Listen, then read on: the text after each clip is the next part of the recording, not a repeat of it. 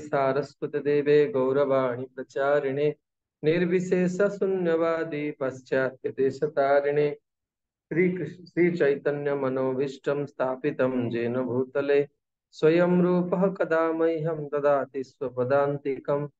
जय श्री कृष्ण चैतन्य प्रभो नित्यानंद श्री अद्वैत गदाधर श्रीवासादि श्री गौर भक्त वृंद। हरे कृष्णा कृष्ण कृष्ण हरे हरे, हरे राम राम राम हरे हरे। ओम नमो भगवते वासुदेवाय, ओम नमो भगवते वासुदेवाय, ओम नमो भगवते वासुदेवाय।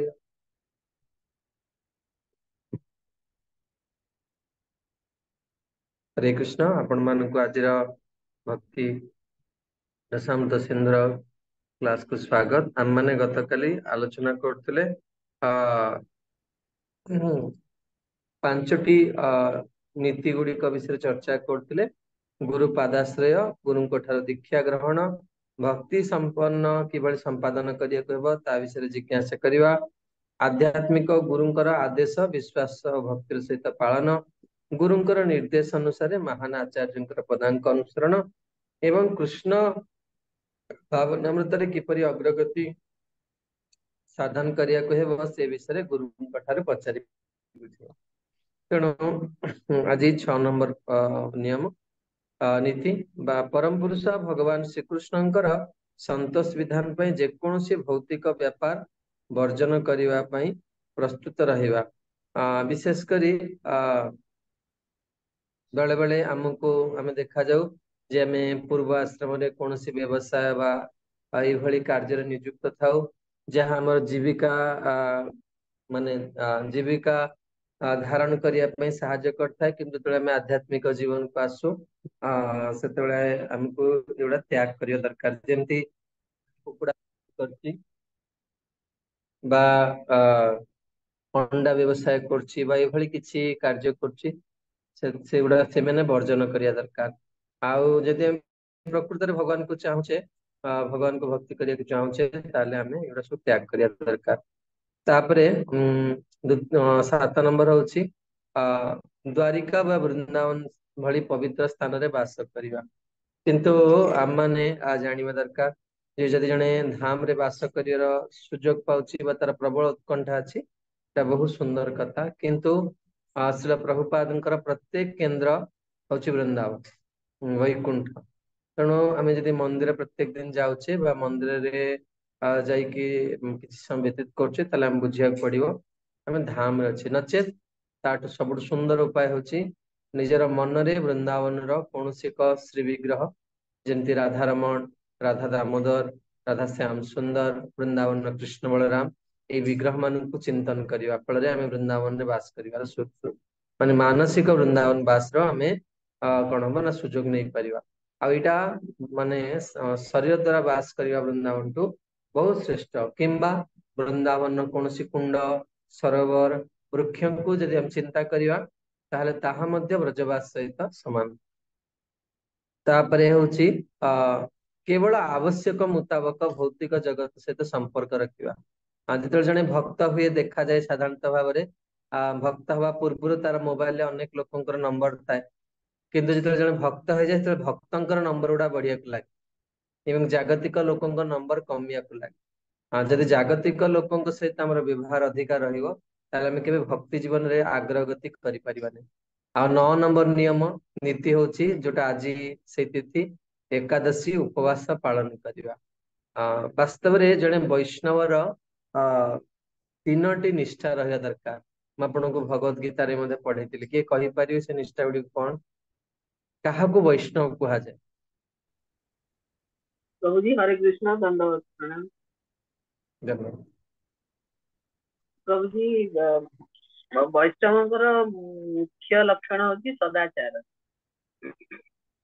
नहीं नहीं मते एग्जैक्ट आंसर दरकार। मु जहा कहितली जो 3टी निष्ठा थिले तांको वैष्णव बोली कहा जाए। कि कहार मने अछि?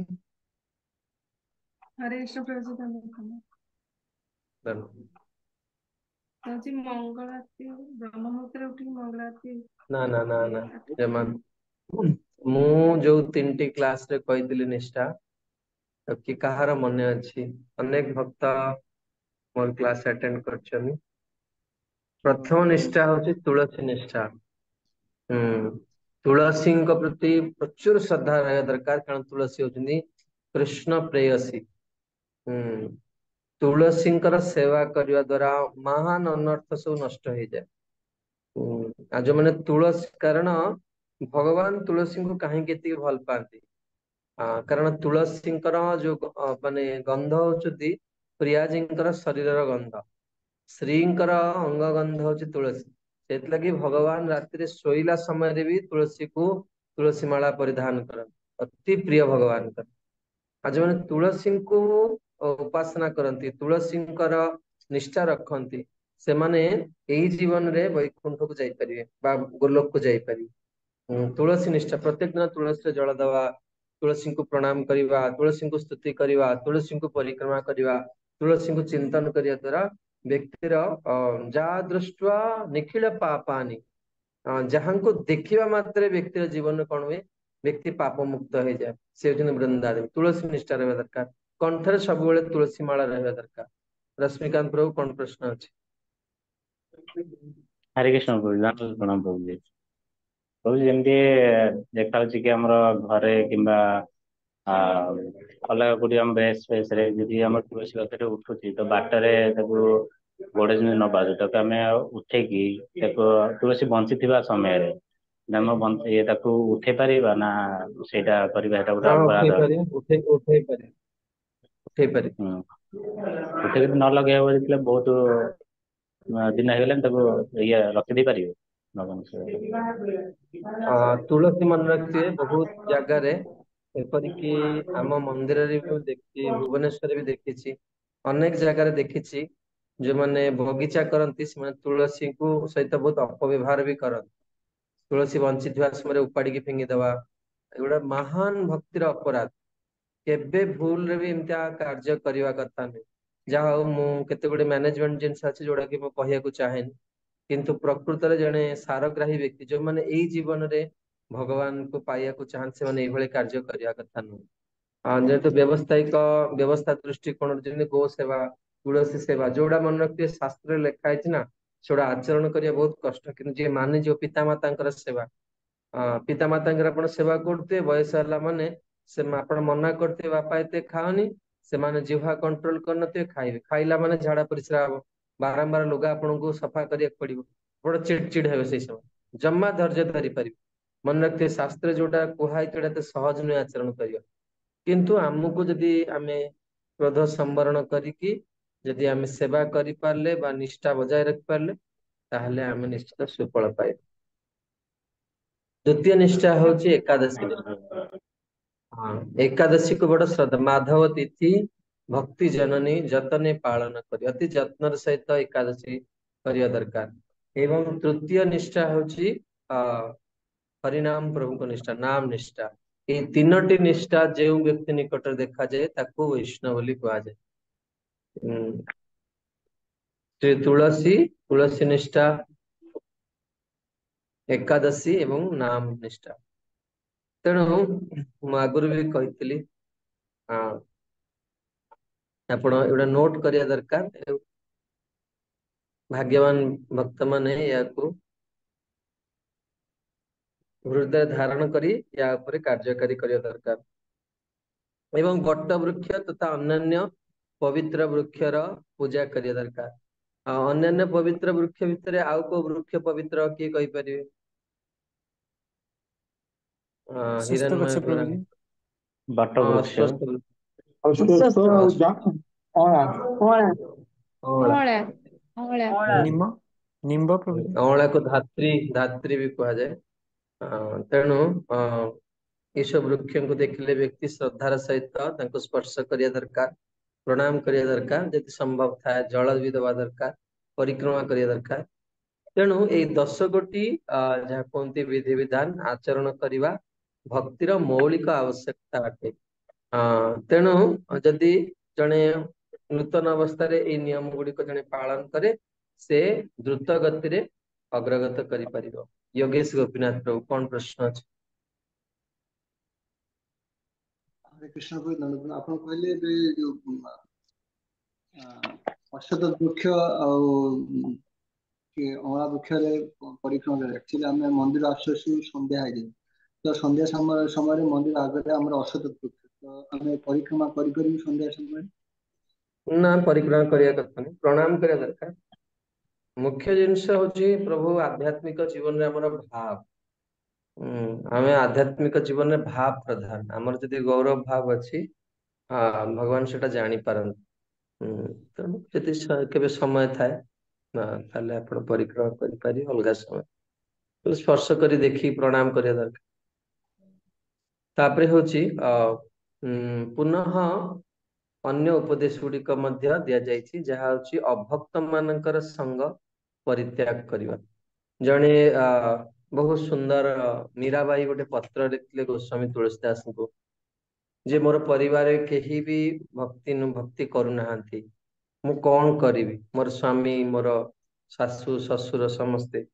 ତେଣୁ ଗୋସ୍ୱାମୀ ଦେଖନ୍ତୁ, ମୀରାବାଇ ହଉଛନ୍ତି କୃଷ୍ଣଙ୍କର ଭକ୍ତ, ଗୋସ୍ୱାମୀ ତୁଳସୀଦାସ ହଉଛନ୍ତି ରାମଜୀଙ୍କର ଭକ୍ତ, କିନ୍ତୁ ମୀରାବାଇ ପତ୍ର ଲିଖିଥିଲେ ଗୋସ୍ୱାମୀଜୀଙ୍କ ପାଖକୁ। ଆମେ ଆଧ୍ୟାତ୍ମିକ ଜୀବନରେ କେତେ ଉନ୍ନତ ହବାର ଅଛି, ଆମେ ଚିନ୍ତା କରିବା ଦରକାର। ଇଏ ଗୁରୁଙ୍କ ଶିଷ୍ୟ, ସେ ଗୁରୁଙ୍କ ଶିଷ୍ୟ, ଇଏ ତାଙ୍କୁ ପୂଜା କରୁଛି, ସେ ୟାଙ୍କୁ ପୂଜା କରୁଛି। ଏହା କରି କରି ଆମେ କଣ କରୁଛେ? କାମ ବାସନାରେ ବ୍ୟକ୍ତି ଦଗ୍ଧୀଭୂତ ହଉଛି, କିନ୍ତୁ ବ୍ୟକ୍ତି ଭଗବାନଙ୍କର କରୁଣା, ଏଇ ସବୁ ଯୋଉ ଦ୍ୱନ୍ଦ ବାଦ ଭିତରେ ସେ ରହିକି ତା ଜୀବନକୁ ନଷ୍ଟ କରିଦଉଛି। ଗୋସ୍ୱାମୀଜୀ ଗୋଟେ ବହୁତ ସୁନ୍ଦର ପଦ ଲେଖିଲେ, ସେ ଲେଖିଲେ, ଯାକି ରାମ ନା ପ୍ରିୟ ବୈଦେହି ତେଜିୟ କୋଟି ବୈରୀ ସମ ଯଦ୍ୟପି ପରମସ ନାହିଁ।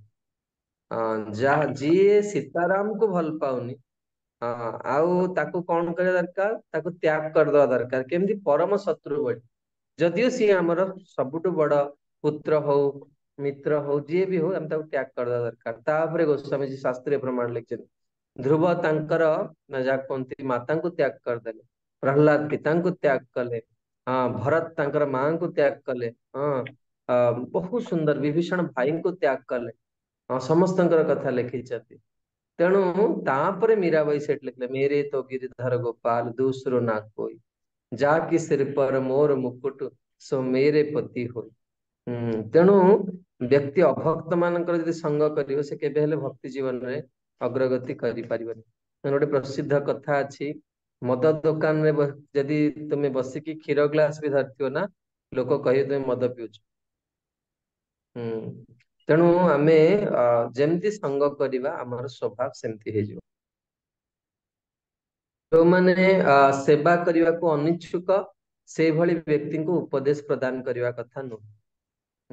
ଯୋଉମାନଙ୍କର ସେବା ଭାବନା ନାହିଁ, ଆପଣ ଦେଖିବେ ବହୁତ ଭକ୍ତ ଥାଆନ୍ତି, ବହୁତ ଲୋକ ଆସନ୍ତି ନୂଆ ନୂଆ, ପୁରା ଠକ, ପୁରା ଠକ। ଅବଶ୍ୟ କେତେ ଜଣ ଭକ୍ତଙ୍କର ନୂତନ ଅବସ୍ଥାରେ କଣ ଥାଏ ନା, ଇଚ୍ଛା ହୁଏନି, କିନ୍ତୁ ପରବର୍ତ୍ତୀ ସମୟରେ ସେମାନେ ବହୁତ ସୁନ୍ଦର ଭକ୍ତ ହେଇଥାନ୍ତି। କିନ୍ତୁ ଜଣକୁ ଦେଖିବାକୁ ପଡିବ, ଯଦି ସେ ଜଣେ ବର୍ଷେ, 2 ବର୍ଷ, 3 ବର୍ଷ, 4 ବର୍ଷ ପରେ ବି ତାର ସେବା ଭାବନା ଆସୁନି, ବୁଝିବାକୁ ପଡିବ। ବହୁତ ବହୁତ କିଛି ମାନେ ଅନର୍ଥ ରହିଛି। ତେଣୁ ତାଙ୍କୁ ବାରମ୍ବାର କଣ କରିବା ଦରକାର? ଉନ୍ନତ ଭକ୍ତଙ୍କର ସଙ୍ଗ କରିବା ଦରକାର। ସେବା ମାନେ ଯେକୌଣସି ସେବା ହଉ, ଯଦି ସେ ଭଗବାନଙ୍କର, ତାକୁ କଥା ଭଲ ଲାଗୁନି, ତାକୁ ଦର୍ଶନ ଭଲ ଲାଗୁଥିବ, ଭଗବାନଙ୍କୁ ଦେଖିବାକୁ ଭଲ ଲାଗୁଥିବ, ଦର୍ଶନ ଭଲ ଲାଗୁନି କି କଥା ଭଲ ଲାଗୁଥିବ, କୀର୍ତ୍ତନ ନାଚିବାକୁ ଭଲ ଲାଗୁଥିବ, ମୃଦଙ୍ଗ କରତାଳ ବଜାଇବାକୁ ଭଲ ଲାଗୁଥିବ, ବା ମନ୍ଦିର ଯେକୌଣସି ସେବା କରିବାକୁ ତାର ଇଚ୍ଛା ଥିବା ଦରକାର। ଆଉ ଜଣେ ଜଣେ ଥାଆନ୍ତି କିଛି ଫ୍ୟାସିଲିଟି ଟେକର, ସେ ଆସନ୍ତି ଇସ୍କନ ପ୍ରସାଦ ପାଇବାକୁ, ସେଇଟା ବି ବହୁତ ସୁନ୍ଦର, କିନ୍ତୁ ସେମାନଙ୍କୁ କଣ କରିବା ଦରକାର? ପ୍ରସାଦ ଦେଇକି ବାରମ୍ବାର ମନ୍ଦିରରେ କିଛି ନା କିଛି ସେବା କରିବା ଦରକାର। ଇସ୍କନ ମନ୍ଦିରରେ ନିୟମ ଅଛି, 3 ଦିନ ପର୍ଯ୍ୟନ୍ତ ଜଣଙ୍କୁ ଫ୍ରି ପ୍ରସାଦ ଦିଆହବ, କିଛି କୁହାହବ। 3 ଦିନ ପରେ ଡାକିବେ ସେ ଟେମ୍ପୁଲ କମାଣ୍ଡର। ଟେମ୍ପୁଲ କମାଣ୍ଡର ବି ମନ୍ଦିରରେ ଯୋଉମାନେ ଥାଆନ୍ତି, ସେମାନଙ୍କର ଜୀବନ ଗୋଟିଏ ମାତ୍ର ଉଦ୍ଦେଶ୍ୟ, ସେମାନେ ଭଗବାନଙ୍କର ସୁରକ୍ଷା ନିମିତ୍ତ ତାଙ୍କ ଜୀବନକୁ ବଳିଦାନ ଦେଇଛନ୍ତି। ଆଉ ସେ କୌଣସି ଠକ ଲୋକକୁ ଛାଡିବେନି। ବେଳେ ବେଳେ ଭକ୍ତ ମାନେ ଖରାପ ମାନେ ଭାବନ୍ତି ଯେ ସେ ଆମକୁ ଖରାପ ବ୍ୟବହାର ଦେଖୁଛନ୍ତି ମନ୍ଦିରରେ। କାହିଁ ଖରାପ ବ୍ୟବହାର ଦେଖଉଛନ୍ତି? ଆପଣ ତା ତରଫରୁ ସତର୍କ ରହିବା ଦରକାର। ଆମେ ଯେକୌଣସି ବ୍ୟକ୍ତି ମନ୍ଦିର ଯାଉଛନ୍ତି, ସେମାନେ ଯଦି ପ୍ରକୃତରେ ନିଜର କଲ୍ୟାଣ ଚାହାନ୍ତି, ସେମାନେ ନିଶ୍ଚିତ କିଛି ନା କିଛି ସେବା ଦବା ଦରକାର। ମିନିମାଲ ସର୍ଭିସ, ଯୋଉମାନଙ୍କର ବୟସ ହେଇଗଲାଣି, ଯୋଉମାନେ ଆଉ ସେବା କରିପାରିବେନି, ସେମାନେ ଯାହାକି ସେମାନଙ୍କ ପାଇଁ କିଛି ବ୍ୟବସ୍ଥା କରାଯାଇପାରେ। ଯୁବକ ପିଲା ଗୋଟେ ଗୋଟେ ବୃଦ୍ଧ ଠକ ଥାନ୍ତି। ସେ କିଛି କରିବେନି ମନ୍ଦିର। ମୁଁ ଆଉ ଗୋଟେ ସତ୍ୟ ଘଟଣା ମୁଁ ଭୁବନେଶ୍ୱର କହୁଛି। ଆମେ ଯେତେବେଳେ ଇସ୍କନ ୟୁଥ ଫୋରମରେ ଯାଉଥିଲୁ, ଆମେ 70 ଜଣ ପିଲା ଥିଲୁ। ଜଣେ ପିଲା ସେ ବାହାରୁ ଆସେ ନିଶ ଫିସ ରଖି, ତାକୁ ଯେତେ ଆମେ ବୁଝିଲୁ ନିଶ କାଟ, ସେ ନିଶ କାଟିଲାନି। 3ଟାରେ କ୍ଲାସ ସରିବ, 2:30ରେ ଆସିକି ପୁରା ଭଦ୍ରଲୋକ ଭଳିଆ ପଛରେ ଚୁପକି ବସି ପଡିବ, ଯେମିତି ମାନେ ପୁରା ବୈଷ୍ଣବଙ୍କର ସମସ୍ତ ଲକ୍ଷଣ ପରିବେଶିତ ହେଇଛି ତା ପାଖରେ। ବସି ପଡିବ, ପ୍ରସାଦ ପାଇକି ପଳେଇବ। କିନ୍ତୁ ଭକ୍ତ ଯେଇ ଜନ ଭଜେ କୃଷ୍ଣ ସେ ବଡ ଚତୁର, ଭକ୍ତ ଆହୁରି ଚାଲାକ। ଭକ୍ତ ତାକୁ ହିଁ ଧରିବେ। କାରଣ ଯେ ମାନେ ଅଡ ମ୍ୟାନ ଆଉଟ ଭଳିଆ ଯେ ଠକୁଥିବ ସେ ଧରା ହିଁ ପଡିଯିବ ଆଧ୍ୟାତ୍ମିକ ଜୀବନ। କାରଣ ତୁଳସୀ ସମସ୍ତଙ୍କ କଣ୍ଠରେ ଅଛନ୍ତି, ସେ ଜଣେଇ ଦେବେ ଯେ ବାବା ଏଇ ଠକୁ। ଆମର ଜଣେ ଭକ୍ତ ତାଙ୍କୁ କହିଲେ ପ୍ରଭୁପାଦଙ୍କର ଏଇ ଯୋଉ ଅନ୍ନ ପ୍ରସାଦ ସାରା ବିଶ୍ୱକୁ ପରିବର୍ତ୍ତନ କଲା, କିନ୍ତୁ ତୁମ ପାଖରେ କାହିଁ କାମ କରୁନି? ତୁମ ଶରୀର ଭିତରେ କିଛି ମ୍ୟାନୁଫ୍ୟାକ୍ଚରିଂ ଡିଫେକ୍ଟ ଅଛି, ଏ ପ୍ରସାଦ ତୁମ ନିକଟରେ କାମ କରୁନି କାହିଁକି? ନିଶଟା ବର୍ତ୍ତମାନ ପର୍ଯ୍ୟନ୍ତ କାଟିଲ ନାହିଁ। ଯେତେ ବୁଝେଇଲେ ବି, ଦିନକର ଘଟଣା ଏଇ ଆଗକୁ ଆସୁଛି 4 ତାରିଖ ଦିନ ଶ୍ରୀଲ ବରୁଣ ସ୍ୱାଇଁ ଗୁରୁଦେବଙ୍କର ତିଥି, ବଡ ବଡ ପବିତ୍ର ତିଥି। ଆମେ ମାନେ ବଡ ଶ୍ରଦ୍ଧାର ସହିତ ତାକୁ ପାଳନ କରୁ। ତ ସାଧାରଣତଃ ଭାବରେ ସିନିୟର ଭକ୍ତ ମାନେ ଆଗରୁ ସେଇ ସମୟରେ ବାଢୁଥିଲେ ପ୍ରସାଦ। ସେ ପିଲାଟି କଣ କରିଛି, ଗୁରୁଦେବଙ୍କର ଯୋଉ ବ୍ୟାସ ପୂଜା ବହି ନେଇଛି ତାକୁ ଗୋଟେ ନାଳ ଉପରେ ଥୋଇଛି। ଆପଣ ଦେଖିଥିବେ ଯୋଉ ଡିଟି କିଚେନ ଅଛି ତା ସାମ୍ନାରେ ଆଗରୁ ଗୋଟେ ନାଳ ଥିଲା, ଏବେ ସେଠି ଫୁଲ କୁଣ୍ଡ ସବୁ ରହିଛି, ସେଇଠି ଆଗରୁ ପ୍ରସାଦ ଦିଆ ହଉଛି। ସେ ନାଳ ଉପରେ ଗୁରୁଦେବଙ୍କର ଯୋଉ ବ୍ୟାସ ପୂଜା ବହିକୁ ସେ ରଖିଛି। ଆଉ ସିନିୟର ଭକ୍ତ ବର୍ତ୍ତମାନ ସେ ସନ୍ନ୍ୟାସୀ, ମୁଁ ନାଁ କହିବାକୁ ଚାହିଁବିନି, ସିଏ ପନିର ବାଢୁଥିଲେ। ସିଏ ଯେହେତୁ ବହୁତ ଲୋକ ଥିଲେ, କିଛି ପନିର କମ ଦେଲେ, କହିଲେ ଏଇ ପନିର ପ୍ରଭୁ ଆଉ ଟିକେ ପନିର ଦେଲ। ସେତେବେଳେ ପନିର ପ୍ରଭୁ ଡାକିଲା ତାଙ୍କୁ, କାରଣ ବୁଝା ପଡିଗଲା ସଭା ଭିତରେ ଯେ ଇଏ ବାସ୍ତବରେ ଏଇ ପିଲାର କିଛି ଶିକ୍ଷା ନାହିଁ। ତେଣୁ ବେଳେ ବେଳେ କିଛି ନବୀନ ଭକ୍ତ ମାନେ ସିନିୟର ଭକ୍ତଙ୍କ ସହିତ ମିଶିବା ପାଇଁ ବା ତାଙ୍କ ସହିତ ବସିବା ପାଇଁ ଚେଷ୍ଟା କରନ୍ତି, କିନ୍ତୁ କିଏ ବସିଗଲେ ସିନିୟର ହେଇପାରେନି।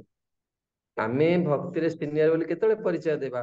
ଯେତେବେଳେ ଆମର ଆଚାର, ଆମର ବ୍ୟବହାର ସିନିୟର ହେଇଥିବା, ସିନିୟର ହବ, ଲୋକମାନଙ୍କ ଭଳିଆ ହବ। ତେଣୁ କିଛି ଦିନ ପରେ ସେ ଏମିତି ଠକିଲେ। 2 ମାସ ପରେ, ଏଇ ଯୋଉ ଘଟଣାର 2 ମାସ ପରେ ବରମୁଣ୍ଡା ଠାକରେ ଗୋଟେ ଗାଡି ଆକ୍ସିଡେଣ୍ଟରେ ତାଙ୍କର ମୃତ୍ୟୁ ହେଇଗଲା। ଆମେ ଜାଣିନେ ଆମର ଆଉ କେତେ ଦିନ ସଂସାରରେ ବାକି ଅଛି। କିନ୍ତୁ ମୋର କହିବାର ଉଦ୍ଦେଶ୍ୟ ହଉଛି ଆମେ ସବୁବେଳେ ସତର୍କ ରହିବା ଦରକାର। ଆଉ ସବୁ ପରିସ୍ଥିତିରେ ଆମେ ସେବା କରିବା ପାଇଁ ଅଭିଳାଷୀ। ଯଦି ଜଣେ ସେବା କରୁନି ତାକୁ ଉପଦେଶ ଦବା କଥା ନୁହେଁ। ବହୁତ ଲୋକମାନେ ଆସିକି ପ୍ରଶ୍ନ ପଚାରନ୍ତି, ଆଜ୍ଞା ଗୋଟେ ପ୍ରଶ୍ନ, ହାତ ଉଠେଇବେ। ପ୍ରଶ୍ନ କଣ? ସେବା କଲେ ଆଉ କିଛି ପ୍ରଶ୍ନ ପଚାରିବାକୁ ପଡିବନି। ସେବା କଲା ମାନେ ସେ ଯିଏ ସେବକ ତାର ସବୁତିକ ଉତ୍ତର ସେଇ ସେବା ଭିତରେ ସେ ପାଇଯିବ। ତୃତୀୟ ହଉଛି ବିଶାଳ ମଠ ମନ୍ଦିର ନିର୍ମାଣରେ ଉତ୍ସାହୀ ହବା କଥା ନୁହେଁ। ଚତୁର୍ଥ ହଉଛି ଅନେକ ଗ୍ରନ୍ଥ ପାଠ କରିବାକୁ ଉଦ୍ୟମ କରିବ ନାହିଁ, କିମ୍ବା ଶ୍ରୀମଦ୍ ଭାଗବତମ ଓ ଭଗବତ ଗୀତା ଆବୃତ୍ତିକୁ ଧନ୍ଦା କରି ସେ ସମ୍ବନ୍ଧରେ ଭାଷଣ ଦେଇ ଜୀବିକା ଅର୍ଜନ କରିବାର ଭାବ ଆଣିବ ନାହିଁ। ୟାର ଅର୍ଥ ହଉଛି ଭାଗବତ ନେଇକି ବହୁତ ଭକ୍ତ ମାନେ ପଇସା ରୋଜଗାର କରନ୍ତି। ଆପଣ ମାନେ ଜାଣିଥିବେ ଭାଗବତ କଥା କହି ବହୁତ ଟଙ୍କା ନିଅନ୍ତି। କିନ୍ତୁ ବେଳେ ବେଳେ ଦେଖାଯାଏ, ପ୍ରଭୁପାଦ ବି ଅନେକ ଜାଗାରେ କହିଛନ୍ତି ଯେ ଆମେ ଯଦି କୌଣସି ପ୍ରୋଗ୍ରାମକୁ ଯାଉଛେ ଆମେ ଚାର୍ଜ କରିବା ଦରକାର, ଆଜି ଏତିକି ଟଙ୍କା ଆମେ ମନ୍ଦିରକୁ ନେବା ଦରକାର, କିନ୍ତୁ ନିଜ ପାଇଁ ନୁହେଁ। ବୁଝିପାରୁଛନ୍ତି? ଯିଏ ବକ୍ତା, କାରଣ ଲୋକମାନେ ନହେଲେ ଅତି ଶସ୍ତା ଭାବି, ଆଉ ଏମାନେ ବହୁତ ସାଧାରଣ। କିନ୍ତୁ ଭକ୍ତ କେବେ ଚାର୍ଜ କରିବନି ଯେ ମୁଁ ଏତିକି ଟଙ୍କା ଦେଲେ କଥା କହିବି, ଏତିକି ଟଙ୍କା ଦେଲେ ବି କଥା କହିବିନି। ଏଇଭଳିଆ କେବେ କରିବା କଥା ନୁହେଁ। ଏବଂ ଶ୍ରୀଳ ଅଗ୍ନିଦେବଙ୍କର ଅବତାର ଶ୍ରୀମଦ୍ ବଲ୍ଲଭାଚାର୍ଯ୍ୟ କହିଛନ୍ତି ସଂସାରରେ ଯେତେ ପ୍ରକାର ପାପ ଅଛି ସବୁଠୁ ଭୟଙ୍କର ପାପ ହଉଛି ଭାଗବତ କଥା କହିକି ଯୋଉମାନେ ଅର୍ଥ ଉପାର୍ଜନ କରନ୍ତି, ଭାଗବତ କଥାକୁ ଜୀବିକା କରିଦିଅନ୍ତି। ଇଏ ସବୁଠୁ ଭୟଙ୍କର ପାପ। ମୋର ମନେ ଅଛି, ମୁଁ ତ ଜୀବନରେ କେବେ ବି କଥା କହିକି, ଭାଗବତ କଥା କହି ଟଙ୍କାଟେ କେବେ କାହାଠୁ ନବାର ମୁଁ ଜାଣିନି। କି ମୁଁ କେବେ କାହାକୁ ମାଗେନି ବି, ମୁଁ ଏତିକି ପଇସା ଦେଲେ ହିଁ କଥା କହିବାକୁ ଯିବି। ଆଉ ବିଶେଷ କରି ଭାଗବତ କଥା ଉପରେ ବି କେହି ପଇସା ରଖିପାରିବେନି ଡୋନେସନ, କିଛି ନିର୍ଦ୍ଦିଷ୍ଟ ନିୟମ ବି ରଖିଛି। ମୋର ମନେ ଅଛି, ମୁଁ ତ ପ୍ରଥମେ ଭାଗବତ କଥା କରିବାକୁ ଯାଇଥିଲି, ଜଣେ ବ୍ୟକ୍ତି ମତେ ଗୋଟେ ଧୋତି ଦେଇଥିଲେ। ସେ ଧୋତିଟା ମୋ ପାଖରେ ଥିଲା, ଆଉ ମୁଁ ଏଇ ବିଷୟଟା ଶୁଣି ନଥିଲି। ତ ମୁଁ ଦିନେ ଭାଗବତ ପଢୁ ପଢୁ ମୋର ଏଇ ବିଷୟଟା ଆସିଲା ଯେ ସଂସାରରେ ସବୁଠୁ ବଡ ପାପ କାମ ହଉଛି କଥାକୁ ଯିଏ ଜୀବିକା କରନ୍ତି। ଯଦିଓ ମୁଁ କେବେ ଜୀବିକା କରିନି, କିନ୍ତୁ ମୋର ମନେ ପଡିଲା ସେ ଧୋତିଟା ଅଛି, ମୁଁ ତୁରନ୍ତ ଆଣିକି ଆଉ ମନ୍ଦିରରେ ଜଣେ ଗରିବ ଲୋକ ସେ ଆସିଥିଲେ ସେବା କରିବା। ମୁଁ ଭାବିଲି କଣ ମୋ ପାଖରେ ଅଛି, ମୁଁ ଆଜି ପର୍ଯ୍ୟନ୍ତ କେବେ କରେନି। ବ୍ୟକ୍ତି ଜୀବନରେ ବହୁ ମନେ ରଖିଥିବେ, ବହୁତ ବହୁତ ଜୀବନ ବ୍ୟତୀତ କଲା ପରେ ଆମର ମଥାରେ ତିଲକ ଲାଗିବାର ସୌଭାଗ୍ୟ ହେଇଛି। ଆମ କଣ୍ଠରେ ମାନେ ତୁଳସୀ ଆସିଛନ୍ତି, ୟାକୁ କେବେ ଜୀବିକା କରିବା କଥା ନୁହେଁ। ବ୍ୟକ୍ତି ପେଟ ପୋଷିବା ପାଇଁ ଅନେକ ବହୁତ କିଛି କାର୍ଯ୍ୟ କରିପାରିବେ, ତାକୁ ଭଗବାନ ଭକ୍ତି କଲା ମାନେ ଏତିକି ବୁଝିଦେବେ, କିନ୍ତୁ ଏଇ ଜିନିଷକୁ କେବେ ବେପାର କରିବା କଥା ମନେ ରଖିଥିବେ। ଯୋଉମାନେ ଏଇଭଳିଆ କରନ୍ତି, ଆମର ଜୀବନଟା ବହୁତ କମ ସମୟ ପାଇଁ, ବହୁତ କମ ସମୟ ପାଇଁ ଆପଣ ଭକ୍ତି ବି ଆପଣ ଦେଖିବେ ବୟସ ହେଲା ପରେ ଆଉ କିଛି ବୁଝା ପଡିବ, କିଛି ବୁଝା ପଡିବନି। ବହୁତ ବରିଷ୍ଠ ବ୍ୟକ୍ତିତ୍ବ ମାନେ ଅଛନ୍ତି ଯେମାନଙ୍କୁ ବୟସ ହେଇଗଲାଣି, ସେମାନେ ବହୁତ ଗମ୍ଭୀର ହବା ଦରକାର ଭକ୍ତି ଜୀବନ। ମୋ ସହିତ ଜଣେ ରୁମ ରେ ଏକାଠି ଆମେ ଏଇଠି ବୁର୍ଲାରେ ଇସ୍କନ ବୁର୍ଲାରେ ଏକାଠି ରହୁଥିଲୁ। ତାଙ୍କ ନାଁ ହଉଛି ଧ୍ରୁବ ପ୍ରଭୁ। ସେ ଗଭର୍ଣମେଣ୍ଟ ଅଫିସର ଥିଲେ, ରିଟାୟାର୍ଡ କରିକି ବାନପ୍ରସ୍ଥ ଆଶ୍ରମରେ ଆମର ସହିତ ରହୁଥିଲେ। ସିଏ ମତେ, ଆମର ନିୟମ ଥିଲା, ଆମେ ରୁମ ରେ ଏକାଠି ରହୁଥିଲୁ, ଆମେ ନିୟମ କରିଥିଲୁ ପ୍ରତିଦିନ ଆମେ ଅଧଘଣ୍ଟେ ଭଗବାନଙ୍କ ବିଷୟରେ ଚର୍ଚ୍ଚା କରିବୁ। ଯଦିଓ ମୁଁ ତାଙ୍କର ପୁତ୍ରଠୁ ବି ବୟସରେ ସାନ ଥିଲି, କିନ୍ତୁ ସେ ସବୁବେଳେ ମତେ ଗୋଟେ ଗୁରୁ ସ୍ଥାନୀୟ ବ୍ୟକ୍ତିତ୍ବ ଭଳି ସମ୍ମାନ ଦିଅନ୍ତି। ଆଉ ମୁଁ ଯାହା କହିବି ସେ ମାନନ୍ତି। ମୁଁ ଜାଣିପାରେନି, ଏ ତ ପୂର୍ବ ଜନ୍ମର କିଛି ସମ୍ପର୍କ ଆମର ଥିଲା, ସେ ମତେ ବହୁତ ସମ୍ମାନ ଦିଅନ୍ତି।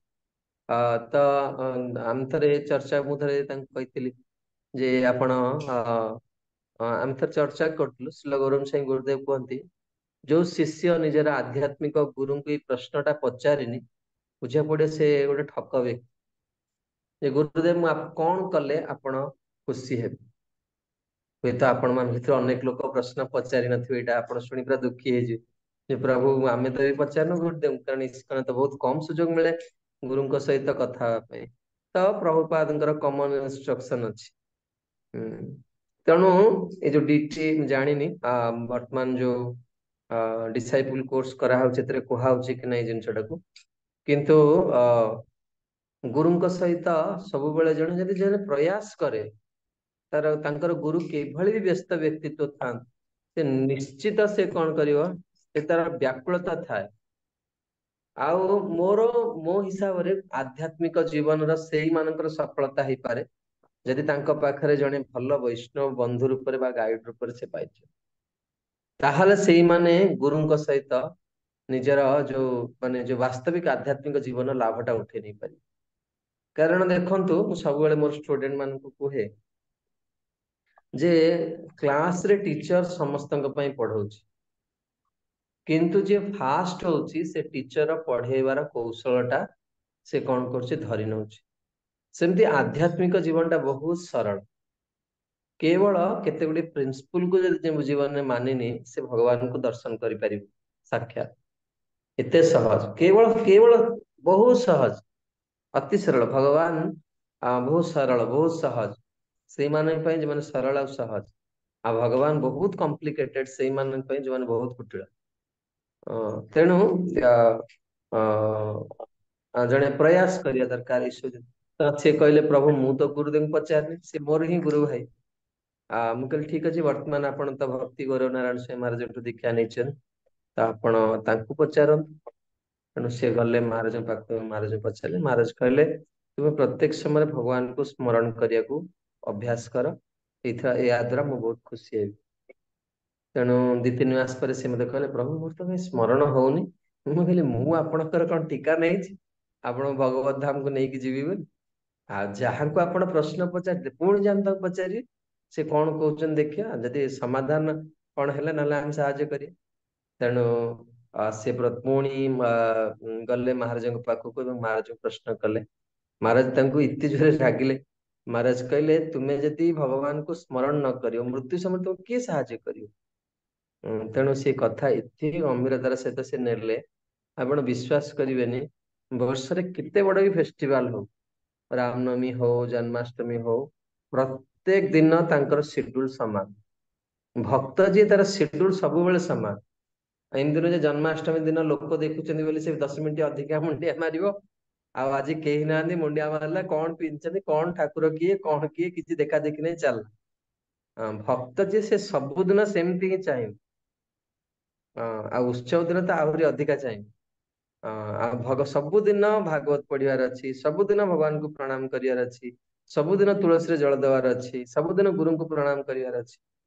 ଏବଂ ତାଙ୍କର ମୃତ୍ୟୁ ଏତେ ସୁନ୍ଦର ହେଲା, ମୁଁ ବେଳେବେଳେ ଭାବେ ଏଇଭଳି ଭକ୍ତ ଯଦି ସନ୍ନ୍ୟାସୀ ଗୁରୁ ହେଇଥାନ୍ତେ, ତାଙ୍କର ନାଁ କେତେ ମୋବାଇଲରେ ଆଉ ଫେସବୁକରେ ହେଡଲାଇନରେ ବାହାରିଥାନ୍ତା, ନ୍ୟୁଜ ପେପର।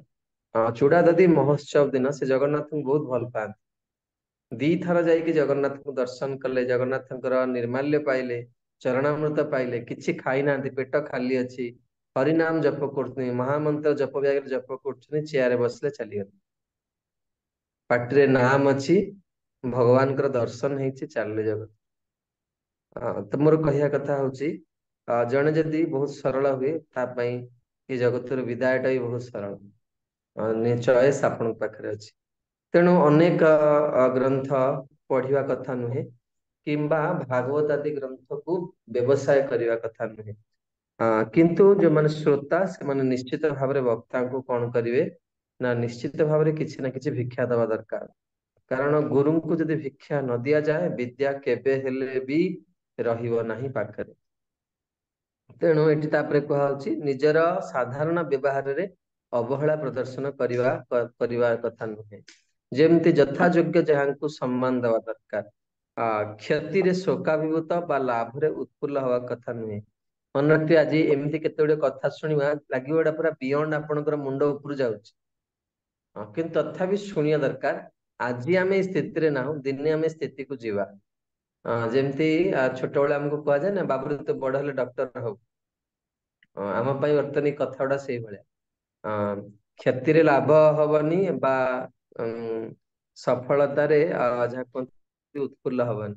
ଆପଣଙ୍କୁ ଏଇନେ କୁହାଯିବ, ପ୍ରମୋଦ ଗୋପାଳ ପ୍ରଭୁ ହଉଛନ୍ତି ଓଡିଶାର ସବୁଠୁ ଭଲ କୀର୍ତ୍ତନିଆ। ଆପଣ ଦେଖିବେ କେମିତି ମୁହଁରେ ହସଟା ଆସିବ। ଭିତରେ ମାନେ ମନ ପୁରା ଖୁସି ହେଇଯିବ।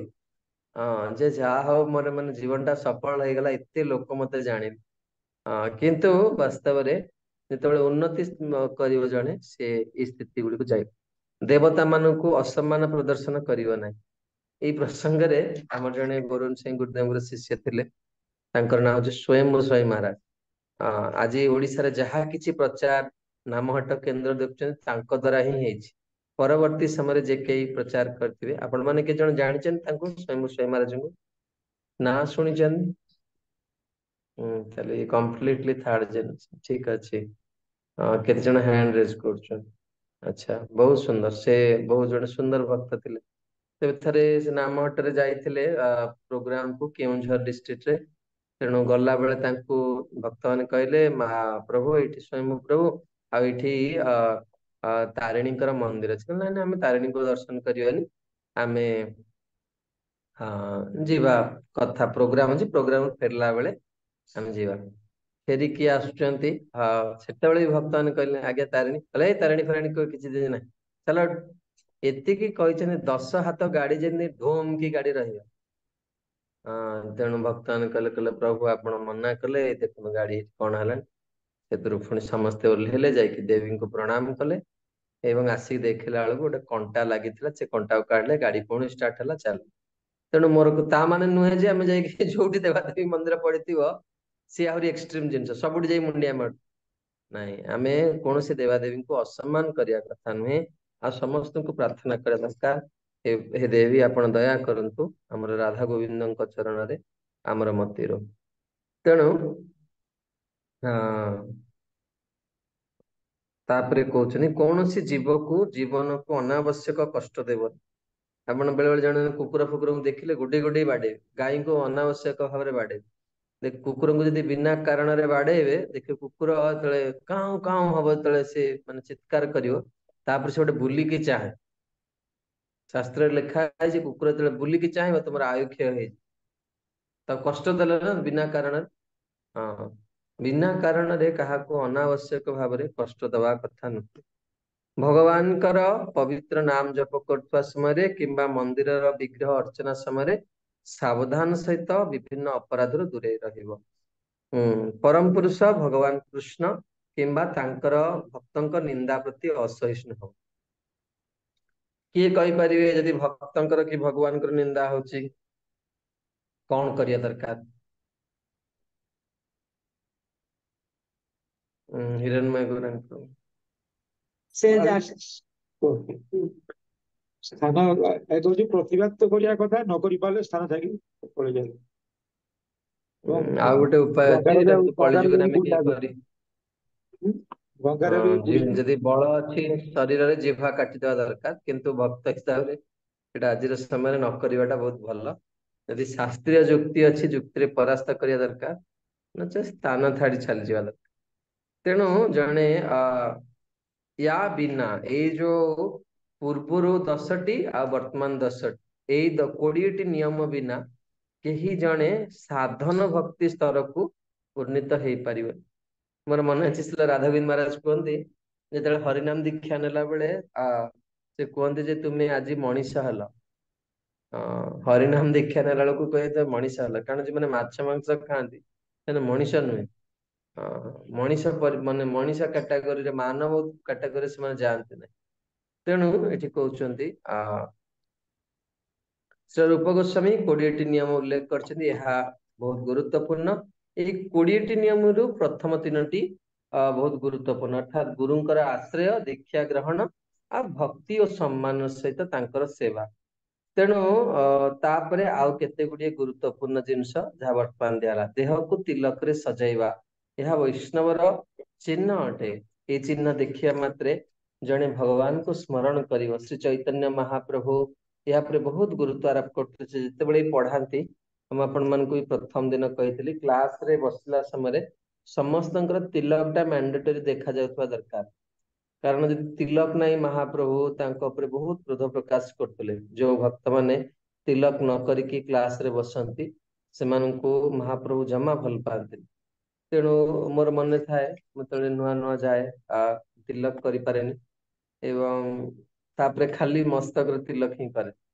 ଭୁବନେଶ୍ୱର ଦେଖେ ଇସ୍କନ କେନ୍ଦ୍ର ଗୋଟେ ଏମିତି, ଆପଣ ଯେତେବେଳେ ବ୍ରହ୍ମଚାରୀ ଆଶ୍ରମକୁ ଯିବେ, କିଏ ନା କିଏ ଇସ୍କନ ମନ୍ଦିର ସବୁବେଳେ ଗାଧଉଥିବେ। ଏମିତି ରାତି 1ଟାରେ ବି ଯାଆନ୍ତୁ, 2ଟାରେ ବି ଯାଆନ୍ତୁ, ଦିନର ସବୁ ପୁରା ଦିନର 6ଟାରୁ ପୁରା ସନ୍ଧ୍ୟା 5ଟା 6ଟା ପର୍ଯ୍ୟନ୍ତ ଯେତେବେଳେ ଆପଣ ମନ୍ଦିରରେ ପଶିବେ, କିଏ ନା କିଏ ଗୋଟେ ଗାଧଉଥିବେ। ଆଉ ବିଶେଷ କରି ବ୍ରହ୍ମଚାରୀ ଆଶ୍ରମରେ ଭକ୍ତମାନଙ୍କର ସ୍ନାନ କରିକି ତାଙ୍କର ଆସନ ଉପରେ ବସିକି ସେମାନେ ତିଲକ କରନ୍ତି, ବଡ ଶୋଭା ଦେଖାଯାଏ। ମୋର ମନେ ଅଛି, ମୁଁ ଭୁବନେଶ୍ୱର ମନ୍ଦିରରେ ସବୁବେଳେ ଭଗବାନ ପ୍ରାର୍ଥନା କରେ, ପ୍ରଭୁ କେବେ ସେଇଦିନ ଆସିବ ଯୋଉ ଦିନ ମୁଁ ସ୍ନାନ କରି କେମିତି ଦ୍ୱାଦଶ ତିଲକ କରିବି। କାରଣ ତିଲକ କଲା ପରେ, ତିଲକର ମନ୍ତ୍ର କିଏ କହିପାରିବେ?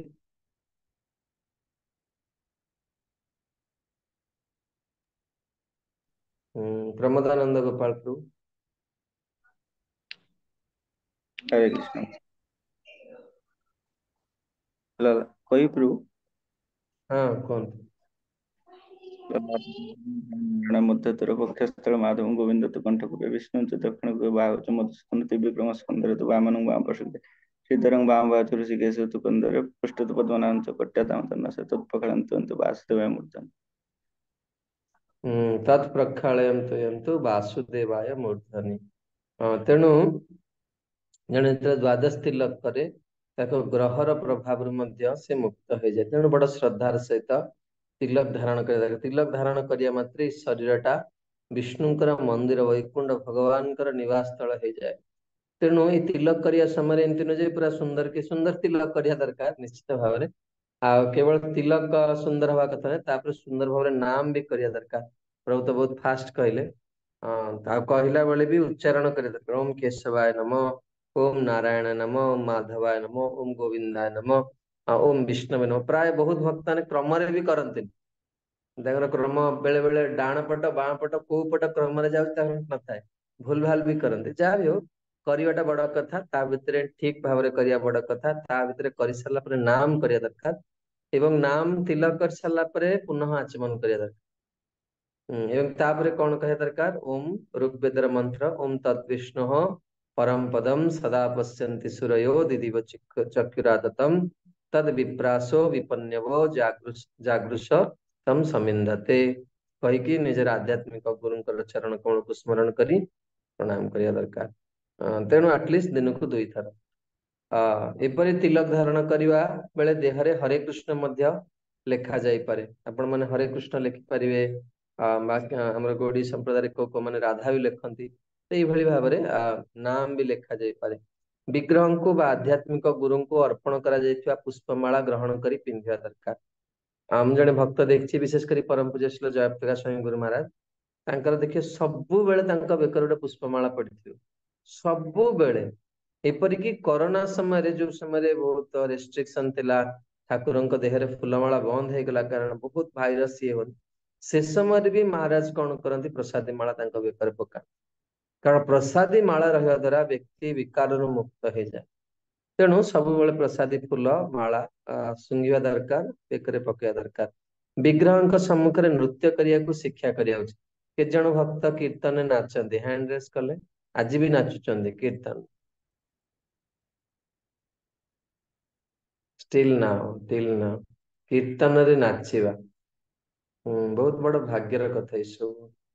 जड़े राजा थे ना हूँ राजा रामचंद्र बुंदेलखंड मध्य प्रदेश ये राजा से शेष समय आसला मृत्यु समय पुत्र माने आसी पचारे बापा आपणकर कौन शेष इच्छा अच्छे से उत्तर कहते मु राजा होता जो भगवान को आगे के नाची पारे कारण पुत्र कहले जे मु आपण नाची आज भी भगवान गोविंद आगे वंशर लोक मैंने आसी नाचन भगवान का आगे नृत्य करवा ये भक्तिर गोटे बहुत बड़ा अंग किंतु नाचिबा एमती नुहे हम जड़े भक्त अच्छा से सब नाचे नाची नाची माँ आड़ू पड़े एमती अद्भुत परिस्थिति सृष्टि कर थे गोटे पिला इस्कन बुर्ला को आसला इतनी सुंदर देखिया को तिलक बहुत सुंदर कर एकदम ताको देखिले पूरा महाप्रभु भली प्रतीयमान हो प्रति बड़ा श्रद्धा कली एवं संध्यार जो से नाचिक पूरा मूर्छा मारीगला। कहली बाबा किए एत भाग्यवान जीव मोर तो भारी श्रद्धा हुए एमती छोट पिला देखले तेणु मोर जड़े गुरु भाई कहले से पक्का बदमाश अच्छी मुझे एमतिया कहनी छोट पिलाटा आसी मंदिर को से कहले गोटे दिन में साइज करदे से पिला को डाकिले कहले कहीं तो बेहोश हो केनता करी से संबलपुरी भाषा कौन करी मोर तो सेमती भाव आसुचे आमर मंदिर बहुत साप बाहर बड़ बड़ ठेंगा थाए सब रूम रे चोर सब मंदिर रखा जाए ब्रह्मचारी आश्रम बाड़ी ठेंगा पत्थर सब प्रकार अस्त्र थाए काले चोर पर पशि तेणु सी कहले मंदिर जड़े भक्त अच्छा समस्त डर रसिकराज प्रभु जी सेवा न करी पूरा जोरे गाड़ी करी से रसिकराज प्रभु जी कीर्तन डियंती माने एमती पड़ीजे ठेंगारे पिटंती माने पड़ा माने माड आरंभ हो से एकुटिया बाड़े तीन चार जन आम मिसिकी पिटू आ मो शरीर तो देखुच केमती से कहला एंता से प्रभु कहले हाँ सेंता जेमती कहले ता परदिन पुणी देखिली देखिया पिलाटा कौन करमती कीर्तन आरंभ हला कीर्तन उठिला सी तार पुणी से रोल करने जाता ये पिला छिड़ा कि सीनियर भक्त सी आंगुली ठारिले कहले जमा नाच से बाड़ी दे मन अच्छे तो बाड़ी रे पिटिबे सी आई दिन जमा तार फसिलानी कि पड़ानी मोर कहया कथा वो जड़े ये तो छोट पिला सीना कहीकि ठीक करदेलु जड़े वरिष्ठ भक्त भुवनेश्वर आम देखू सी बहुत एमती नाची नाची गली पड़ सब परम पूज्य भक्ति गुरु नारायण मान विषय प्रश्न पचार महाराज गोटे बहुत सुंदर उत्तर देते जार भाव आसो जी कीर्तन में गली पड़ सी आ पत्नी सहित व्यवहार करें कि घर को फेरी पार पाउडर लगौची सार्ट रे सेंट पकाउची पैंट सार्ट पिंधुची पुणी कीर्तन में गली पड़ुची जानी पड़ियो पक्का मिछुआ से गोटे अच्छी महाराज श्री कहले जी जी कीर्तन रे नाचिकी बेहोश हो सी संसार काम कौन कर द्वारा संसार किसी कार्य हो पार ऑफिस जाऊँगी ड्यूटी जाऊँगी पैसा पूरा गणी गणी रखुची पर्स रे पुणी कीर्तन से गली पड़ुची यहाँ पूरा विरुद्धात्मक दिन जाणी कर थे से प्रभु को कौन कले भक्त माने से वृंदावन जो किसी भी एमतिया करते भारी खराब लगे कहीं एमतिया कर तो सब आध्यात्मिक जीवन में आप कौन जिन लुचेई पारे आपण कहीपर मुझे काली स्वप्न भगवान को देखी आप स्वप्न भगवान को देखी आप आखि कहीदेव आप आखि कहीदेव जे आप परम पूज्य श्री राधा गोविंद महाराज कहते तुम्हें आसो तुम देखी गुरु पाख गला माने तुम्हें प्लेन पेपर से जेरक्स मेसीन पाखु गला माने गोटे सेकेंड माने फ्रैक्शन ऑफ सेकेंड आउटपुट बाहर किछि मिछ कहि परिबन से ଏଇଟା ହଉଥିଲା ସେଟା ହଉଥିଲା ମୁଁ ସ୍ୱପ୍ନରେ ଦେଖିଲି, ସେ କାନ୍ଦୁଥିଲେ, ଏଇଭଳିଆ ସବୁ ଯୋଉ ଭାବ ପୁରାଣ କଥା ଆଧ୍ୟାତ୍ମିକ ଜୀବନରେ ନାହିଁ। ଏଟା ଗୋଟେ ବିଜ୍ଞାନ। ତୁମେ ଜପ ଠିକ ସେ କରୁଛ, ତୁମର ମନ ଚେତନା ପୁରା ଶୁଦ୍ଧ ହେଇଯିବ, ତୁମକୁ ଆନନ୍ଦ ଲାଗିବ। ତୁମେ ଭଗବାନଙ୍କର ସେବା ଠିକ ସେ କରୁଛ, ତୁମେ ସବୁ ପ୍ରକାର ଅନୁଭୂତି ପ୍ରାପ୍ତି, ତୁମେ ଜାଣିପାରିବ ଆଗକୁ କଣ ହଉଥିବ ଜୀବନରେ। ଏଟା ସ୍ପଣ୍ଟାନିୟସ, ସେଟା କିଛି ଏଥିରେ କିଛି ଲୁଚେଇବାର ନାହିଁ, କିଛି ଇଏ ନାହିଁ। ଭଗବାନ ତୁମ ସହିତ ଭାବରେ ଆଦାନ ପ୍ରଦାନ କରିବେ। ତୁମକୁ କହିବେ ତାଙ୍କୁ କଣ ଭଲ ଲାଗେ କଣ ନାହିଁ, ସବୁ ପ୍ରକାର କଥା। ମିଛ କଥା କହିକି ଏଠି ଚଳିପାରିବ। ତେଣୁ ବଡ ସାବଧାନ ରହିବା ଦରକାର, ଏଇଭଳି କାର୍ଯ୍ୟ କେବେ କରିବା କଥା ନୁହଁ। ବିଗ୍ରହଙ୍କୁ ବା ଗୁରୁଙ୍କୁ ଦେଖିବା ମାତ୍ରେ ତତ୍କ୍ଷଣାତ୍ ନତମସ୍ତକ ହୋଇ ପ୍ରଣାମ କରିବା ଉଚିତ। ବହୁତ ସୁନ୍ଦର, ମୁଁ ଆପଣଙ୍କୁ ପ୍ରାୟ ଏ ବିଷୟରେ କହେ। ଥରେ ଭବାନନ୍ଦ ସ୍ୱାମୀ ମହାରାଜ ପ୍ରଭୁପାଦଙ୍କୁ ପଚାରିଥିଲେ ଯେ ପ୍ରଭୁପାଦ ଗୁରୁଙ୍କୁ ଦିନ ଭିତରେ କେତେ ସମୟ କେତେଥର ପ୍ରଣାମ କରିବା ଦରକାର? ଯେମିତି ଆମମାନେ ତ ଥରେ ମନ୍ଦିର ଯାଉଛି, ବା ଯୋଉମାନେ ଗୁରୁଙ୍କ ସହିତ ମନ୍ଦିରରେ ରହୁଛନ୍ତି ତାଙ୍କ ସହିତ ଦିନକୁ 7-8 ଥର ଦେଖା ହଉଛି ବା ସେବା ସମ୍ବନ୍ଧରେ ଯାଉଛନ୍ତି, ସେମାନେ କେତେଥର ପ୍ରଣାମ କରିବା ଦରକାର? ପ୍ରଭୁପାଦ ଯେତେବେଳେ ପଚାରିଲେ, ପ୍ରଭୁପାଦ କହିଲେ ଗୁରୁଙ୍କୁ ଯେତେବେଳେ ଦେଖିବେ ସେତେବେଳେ ପ୍ରଣାମ କରିବା ଦରକାର। ଯେତେ ଥର ଆପଣ ମନ୍ଦିରକୁ 10 ଥର ପ୍ରବେଶ କରୁଛନ୍ତି, ଗୁରୁଙ୍କୁ ପ୍ରଣାମ କରିବା ଦରକାର। କାହିଁକି ନା ପ୍ରଭୁପାଦ ବହୁତ ସୁନ୍ଦର ଉତ୍ତର ଦେଲେ, କହିଲେ ଜୀବ ଏଇ ଗୋଟିଏ କାରଣ ପାଇଁ ଜଗତକୁ ଆସିଛି, ସେଟା ହଉଛି ତାର ଅହଙ୍କାର, ସେଇଥିପାଇଁ ସେ ଜଗତରେ ରହୁଛି। ତେଣୁ ଗୁରୁଙ୍କୁ ପ୍ରଣାମ କରିବା ଦ୍ଵାରା କଣ ହୁଏ? ଅହଂର ନାଶ ହୁଏ, ଅହଙ୍କାର ନଷ୍ଟ ହେଇଯାଏ। ଓମ୍ ଅଜ୍ଞାନତିମିରାନ୍ଧସ୍ୟ ଜ୍ଞାନାଞ୍ଜନ ଶଳାକୟା। ପ୍ରତି ମୁହୂର୍ତ୍ତରେ ସେ ଏଇଟା କହିବ ଆଉ ଜାଣିପାରିବ ଯେ ମୁଁ ଅଜ୍ଞାନ ଭିତରେ ଏଇ ଜଗତକୁ ଆସିଥିଲି। ରଶ୍ମିକାନ୍ତ ପ୍ରଭୁ, କଣ ପ୍ରଶ୍ନ ଅଛି?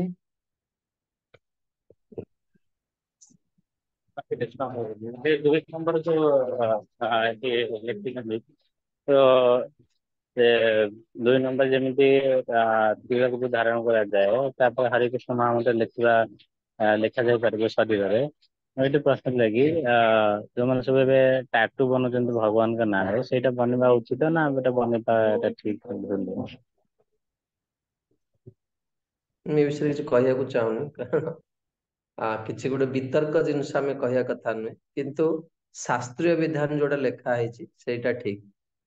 ଟାଟୁ କରିବା କି ତାର ନ କରିବା, ଆପଣ କୌଣସି ବରିଷ୍ଠ ସନ୍ନ୍ୟାସୀ ଗୁରୁଙ୍କ ସହିତ ସମ୍ପର୍କ କରିପାରିବେ, କିନ୍ତୁ ଏଟା କୌଣସି ଶାସ୍ତ୍ରୀୟ ବିଧାନ ରୂପରେ ମୁଁ କାହିଁ କୋଉଠି ଶୁଣିନି। ତେଣୁ ମୁଁ ୟା ଉପରେ କିଛି ଉତ୍ତର ଦେଇପାରିବି। ଆମେ ତିଲକ କରିକି, ତିଲକରେ ଲେଖା ହେଇଛି, ବୁଝିପାରୁଛନ୍ତି, ବ୍ରଜ ମୃତ୍ତିକା ବା ତୁଳସୀଙ୍କର ମୃତ୍ତିକାରେ କୌଣସି ସାଧୁଗୁରୁଙ୍କୁ ଏ ବିଷୟରେ ସମ୍ପର୍କ କରାଯାଇପାରେ।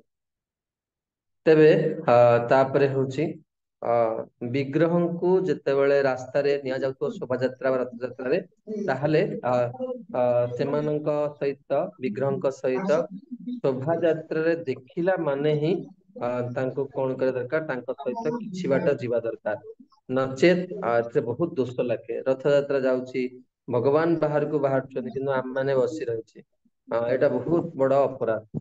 ଏବଂ ନିଶ୍ଚିତ ଭାବରେ ସକାଳେ ଏବଂ ସନ୍ଧ୍ୟାରେ 2 ଥର ଭଗବାନଙ୍କୁ ପ୍ରଣାମ କରିବା ଦରକାର, ଦର୍ଶନ କରିବା ଦରକାର, 2 ଥର ଦର୍ଶନ କରିବା ଦରକାର ପ୍ରତ୍ୟେକ ବ୍ୟକ୍ତି।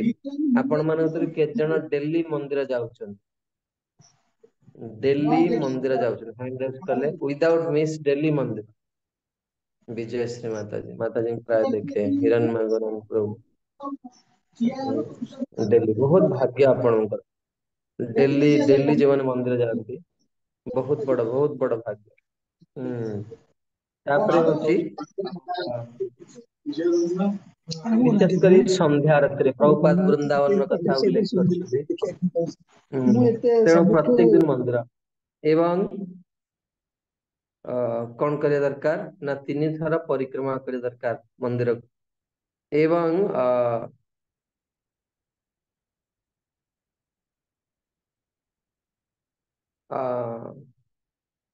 ଯେଉଁମାନେ ବୃନ୍ଦାବନରେ ଥାଆନ୍ତି, ସେମାନେ ବୃନ୍ଦାବନ ବା ଗିରିରାଜଙ୍କୁ ପରିକ୍ରମା କରିବା ଦରକାର। ମନ୍ଦିରରେ ଥିବା ବିଗ୍ରହ ମାନଙ୍କୁ ବିଧି ବିଧାନ ରୂପକ ଅର୍ଚନ କରିବା ଉଚିତ। ତ ଆମେ କଣ କରିବା? ଆମେ ତ ପ୍ରତିଦିନ ବିଗ୍ରହଙ୍କୁ ଅର୍ଚନ, ସମସ୍ତେ ତ ମନ୍ଦିରରେ ପ୍ରବେଶ କରିପାରିବେନି, ବା ମା ମାନେ କହିବେ ଯେ ପ୍ରଭୁ ଆମେ ତ ସ୍ତ୍ରୀ, ବହୁତ ମା ମାନଙ୍କୁ ମିଶିଛି, ଯେଉଁମାନେ ଭାବନ୍ତି ଆମେ ସ୍ତ୍ରୀ ଶରୀରରେ ଅଛୁ ବୋଲି ଆମେ ବହୁତ ସେବାରୁ ବଞ୍ଚିତ ହଉଛୁ। ଆମେ କେତେ ଜଣ ଆପଣଙ୍କ ଭିତରୁ କ୍ଲାସ ରେ କେତେ ଜଣ ମା ଏମିତି ଭାବୁଛନ୍ତି ଯେ ମୁଁ ସ୍ତ୍ରୀ ଶରୀରରେ ଥିବାରୁ ବହୁତ ସେବାରୁ ବଞ୍ଚିତ ହେଇଛି? ହ୍ୟାଣ୍ଡ ରେଜ କଲେ। ମୁଁ ନାରୀ ଶରୀରରେ ଥିବା ଯୋଗୁଁ ମୁଁ ବହୁତ ଗୁଡେ ସେବା ମୁଁ କରିପାରୁନି। ବାସ୍ତବରେ ସେମିତି ନୁହେଁ। ଆମମାନେ ପ୍ରକୃତରେ ବିଜ୍ଞାନକୁ ଜାଣିବା ଦରକାର। ଶାସ୍ତ୍ରରେ ଲେଖା ହେଇଛି ଯେ ଯଦି ଆମେ ଅର୍ଚନ କରିପାରୁନେ ତାହେଲେ ଆମେ କଣ କରିବା ଦରକାର? ମନ୍ଦିରରେ ଯାଇକି ଶ୍ରୀ ବିଗ୍ରହଙ୍କୁ ଦର୍ଶନ କରିବା ଦରକାର। ଆଉ କେମିତି ଦର୍ଶନ କରିବା ଦରକାର? ଶ୍ରଦ୍ଧାର ସହିତ। ଆପଣ ଭୁବନେଶ୍ୱର କେତେ ଜଣ ଭକ୍ତ ଅଛନ୍ତି? ହ୍ୟାଣ୍ଡ ରେଜ କଲେ। ଭୁବନେଶ୍ୱର ପାଖାପାଖି ଯୋଉମାନେ ଯାଇକି ଭୁବନେଶ୍ୱର ଦର୍ଶନ। ଆଚ୍ଛା, ଭୁବନେଶ୍ୱରରେ କେଉଁ ଅଲ୍ଟରେ ଶାଳଗ୍ରାମ ଶିଳା ଅଛନ୍ତି? କିଏ କହିବେ? ଶାଳଗ୍ରାମ ଶିଳା କୋଉ ଅଲ୍ଟରରେ ଅଛନ୍ତି? ଇସ୍କନ ଭୁବନେଶ୍ୱରରେ କେଉଁ ଅଲ୍ଟରେ ଶାଳଗ୍ରାମ ଶିଳା ଅଛନ୍ତି? ବଳରାମ ପ୍ରଭୁ। କୋଉଠି ଅଛନ୍ତି? କୃଷ୍ଣ ବଳରାମ। କୃଷ୍ଣ ବଳରାମ। କେତେ ମୂର୍ତ୍ତି ଶାଳଗ୍ରାମ ଅଛନ୍ତି? ସେଇଟା କହିପାରିବିନି ପ୍ରଭୁ। ଆଉ କିଏ କିଏ ଅଛନ୍ତି ଶାଳଗ୍ରାମ ଶିଳା ଭିତରେ? ଜାଣିନି ପ୍ରଭୁ ସେଇଟା। କୃଷ୍ଣ ବଳରାମଙ୍କ ଅଲ୍ଟରେ କିଏ କିଏ ଅଛନ୍ତି? ଗିରିରାଜ ଗୋବର୍ଦ୍ଧନ ଅଛନ୍ତି। ହଁ, ଆଉ ଆଉ ନୃସିଂହଦେବ ଅଛନ୍ତି। ଗୋବିନ୍ଦ ମହାରାଜ ଅଛନ୍ତି, ପ୍ରଭୁପଦ ଅଛନ୍ତି। ଦେଖନ୍ତୁ, ଉତ୍ତର ଏଇଭଳି ହବା ଦରକାର। ଯେତେବେଳେ ଆମେ ଭକ୍ତ ନା, ଆମେ ଭକ୍ତ ବହୁତ ବହୁତ କ୍ଲିନଲି ଅବଜର୍ଭ କରିବା ଦରକାର ଭଗବାନ।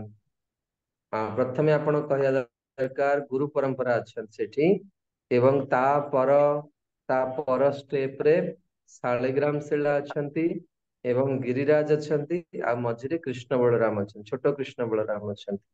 ତା ଉପରକୁ ବଡ କୃଷ୍ଣ ବଳରାମ ଅଛନ୍ତି, ଆଉ ତୁଳସୀ ମହାରାଣୀ ଅଛନ୍ତି। ଏବଂ ଆମର ଇସ୍କନରେ ଅଭିଷେକର ଶଙ୍ଖ ମଧ୍ୟ ରଖାଯାଏ। ଯିଏ କହିଲେ ନୃସିଂହଦେବ ଅଛନ୍ତି, ଆଗରୁ ନୃସିଂହଦେବ କୃଷ୍ଣ ବଳରାମଙ୍କ ଅଲ୍ଟରରେ ରହୁଥିଲେ।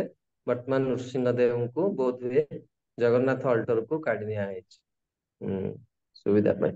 ତେଣୁ ଭଗବାନଙ୍କୁ ବହୁତ କ୍ଲିନଲି ଦେଖିବା ଦରକାର। ଯଦି ଆମେ ଅର୍ଚନ କରିପାରୁନେ, ଶାଳଗ୍ରାମକୁ ଆମେ ଦେଖୁଛେ, ଗିରିରାଜଙ୍କୁ ଦେଖୁଛେ, ଆମେ ପ୍ରଣାମ କରିବା ଦରକାର ବହୁତ ଶ୍ରଦ୍ଧାର ସହିତ। ତାହେଲେ ଆମେ ଶାଳଗ୍ରାମ ଅର୍ଚନ କରିବାର ଫଳ ପାଇଯିବା।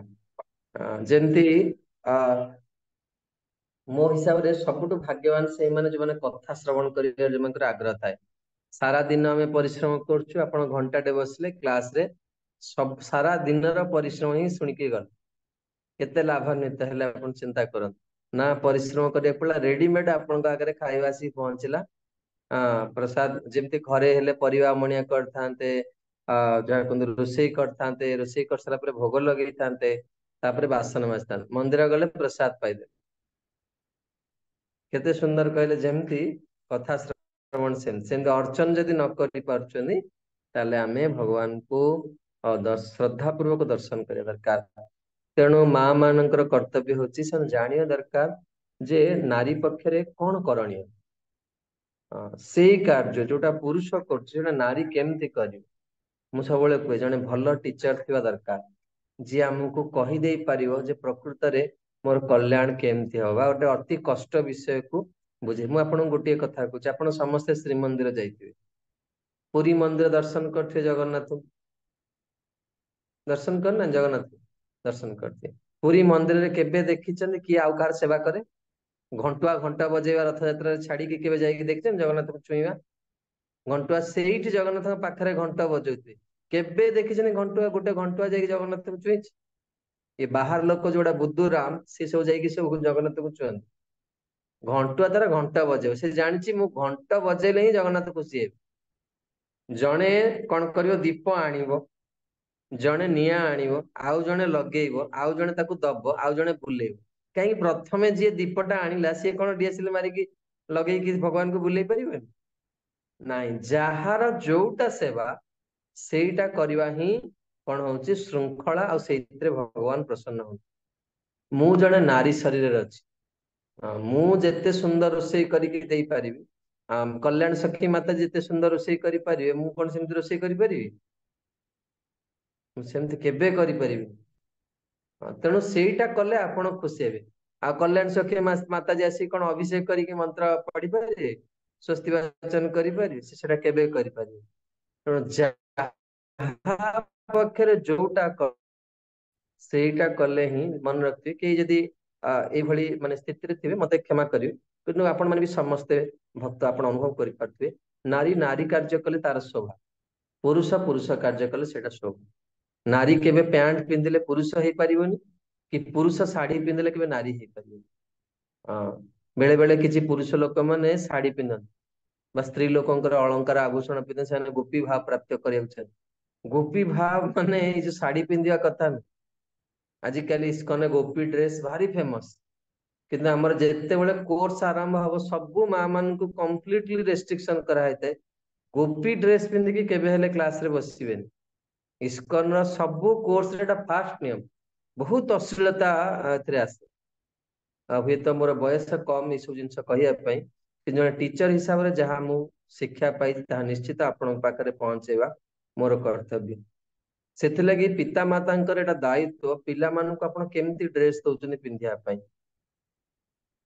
ଆମମାନେ ପଶୁ ନୁହେଁ ନା, ପଶୁ ପଶୁ କଣ ପଶୁ ସେଇଠି ଜଣକୁ ମରା ଯାଉଥିବ, ଆଉ ଗୋଟେ ପଶୁକୁ ଖାଇବାକୁ ଦିଆଯାଉଥିବ, ସେ ଖୁସିରେ ଖାଇବ, ସେ ଭାବେ କଣ ମୁଁ ମରିବିନି। ସେମିତି ଆମେ ସମାଜରେ ଏତେ ଖରାପ ଜିନିଷ ଶୁଣୁଛେ, ଆମେ ଭାବୁଛେ ଆମ ସହିତ ଏଗୁଡା କେବେ ସଂଗଠିତ ହବନି। ଯଦି କାଲି ସକାଳ ଆମ ସହିତ ହେଇଗଲା କାହାକୁ ଦୋଷ ଦେବେ?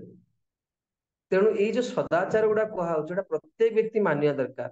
ବୈଷ୍ଣବର ଗୋଟେ ଡ୍ରେସ କୋଡ ଅଛି, ସେ ଅତି ଯାହା କୁହନ୍ତି ପ୍ରଭୁପାଦ ବର୍ଣ୍ଣନା କରନ୍ତି ପୂଜାରୀ ମାନେ କେମିତି ଡ୍ରେସ ଅପ୍ ହେଇକି ଯିବେ, ମା ମାନେ କେମିତି ଲୁଗା ପିନ୍ଧିକି ଆସିବେ, ମା ମାନେ କେମିତି ଶୃଙ୍ଖଳା ରହିବେ, ମନ୍ଦିରରେ ବହୁତ ବିରକ୍ତ ମାନେ ବି ଅଛନ୍ତି, ସାଧୁ ମାନେ ବି ଅଛନ୍ତି, ତାଙ୍କ ସହିତ କେମିତି ବ୍ୟବହାର କରିବେ, କେମିତି କଥାବାର୍ତ୍ତା କରିବେ, ଏଇ ସବୁ ଶିକ୍ଷା ଅତି ଜରୁରୀ। ଯଦି ଏଗୁଡା ନଥାଏ କେବଳ ଉତ୍ପାତ ହବ ଭକ୍ତି ନାଁରେ। ମୁଁ ଜଣେ ସାଧୁ, ମତେ ବହୁତ ମା ମାନେ ମାନେ ମେସେଜ ପଠାନ୍ତି, କିନ୍ତୁ ଜଣେ ମୁଁ ବ୍ରହ୍ମଚାରୀ, ମୁଁ ଆପଣଙ୍କର ସ୍ନେହକୁ ଭଲ ଭାବରେ ବୁଝିପାରୁଛି, କିନ୍ତୁ ଜଣେ ବିରକ୍ତ ହିସାବରେ ମୁଁ ଅନେକ କଥା ଆପଣଙ୍କ ସହିତ ହେଇପାରିବିନି, ସେଇଭଳି ବ୍ୟବହାର କରିପାରିବି। ଯେମିତି ଆପଣଙ୍କର ଯିଏ ଗୁରୁ ସେ ଜଣେ ଜଣେ ସନ୍ନ୍ୟାସୀ, ଆପଣ କଣ ତାଙ୍କୁ ମର୍ଯ୍ୟାଦା ବାହାରେ କଥାବାର୍ତ୍ତା କରିପାରିବେ? କରିପାରିବେ। କାରଣ ମୁଁ ଗୋଟେ ସମାଜ ଭିତରେ ରହୁଛି, କିନ୍ତୁ ଆପଣଙ୍କର ସ୍ନେହ ଭକ୍ତିକୁ ଆମେ ଜାଣିପାରୁଛୁ। ଆଉ ସେଟା କେମିତି ପ୍ରତିଦାନ କରିବୁ? ନା ଭଗବାନ ପାଇଁ ପ୍ରାର୍ଥନା କରିବୁ। ଭଗବାନ ପାଖରେ ତେଣୁ ସବୁବେଳେ ମର୍ଯ୍ୟାଦା ରକ୍ଷଣ ହୁଏ ସାଧୁର ଭୂଷଣ। ଯେ ସାଧୁ ସେ ସବୁବେଳେ ମର୍ଯ୍ୟାଦା ରଖିବା ଦରକାର।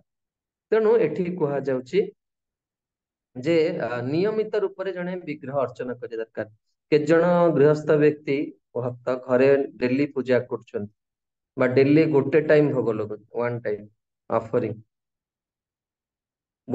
ଅଫରିଂ, ଗୋଟେ ଟାଇମ ଅଫରିଂ, ଫଳ ହଉ ଅନ୍ନ ପ୍ରସାଦ ହଉ ଗୋଟେ ଟାଇମ ଲଗାଉଛନ୍ତି ଆଟଲିଷ୍ଟ। ପ୍ରାୟ ଅନେକ ଭକ୍ତ ବହୁତ ଭାଗ୍ୟବାନ, ସେଥିପାଇଁ ଭଗବାନ ଆପଣଙ୍କୁ ଏଇ କୋର୍ସ ପଢିବାର ସୁଯୋଗ ଦେଇଛନ୍ତି।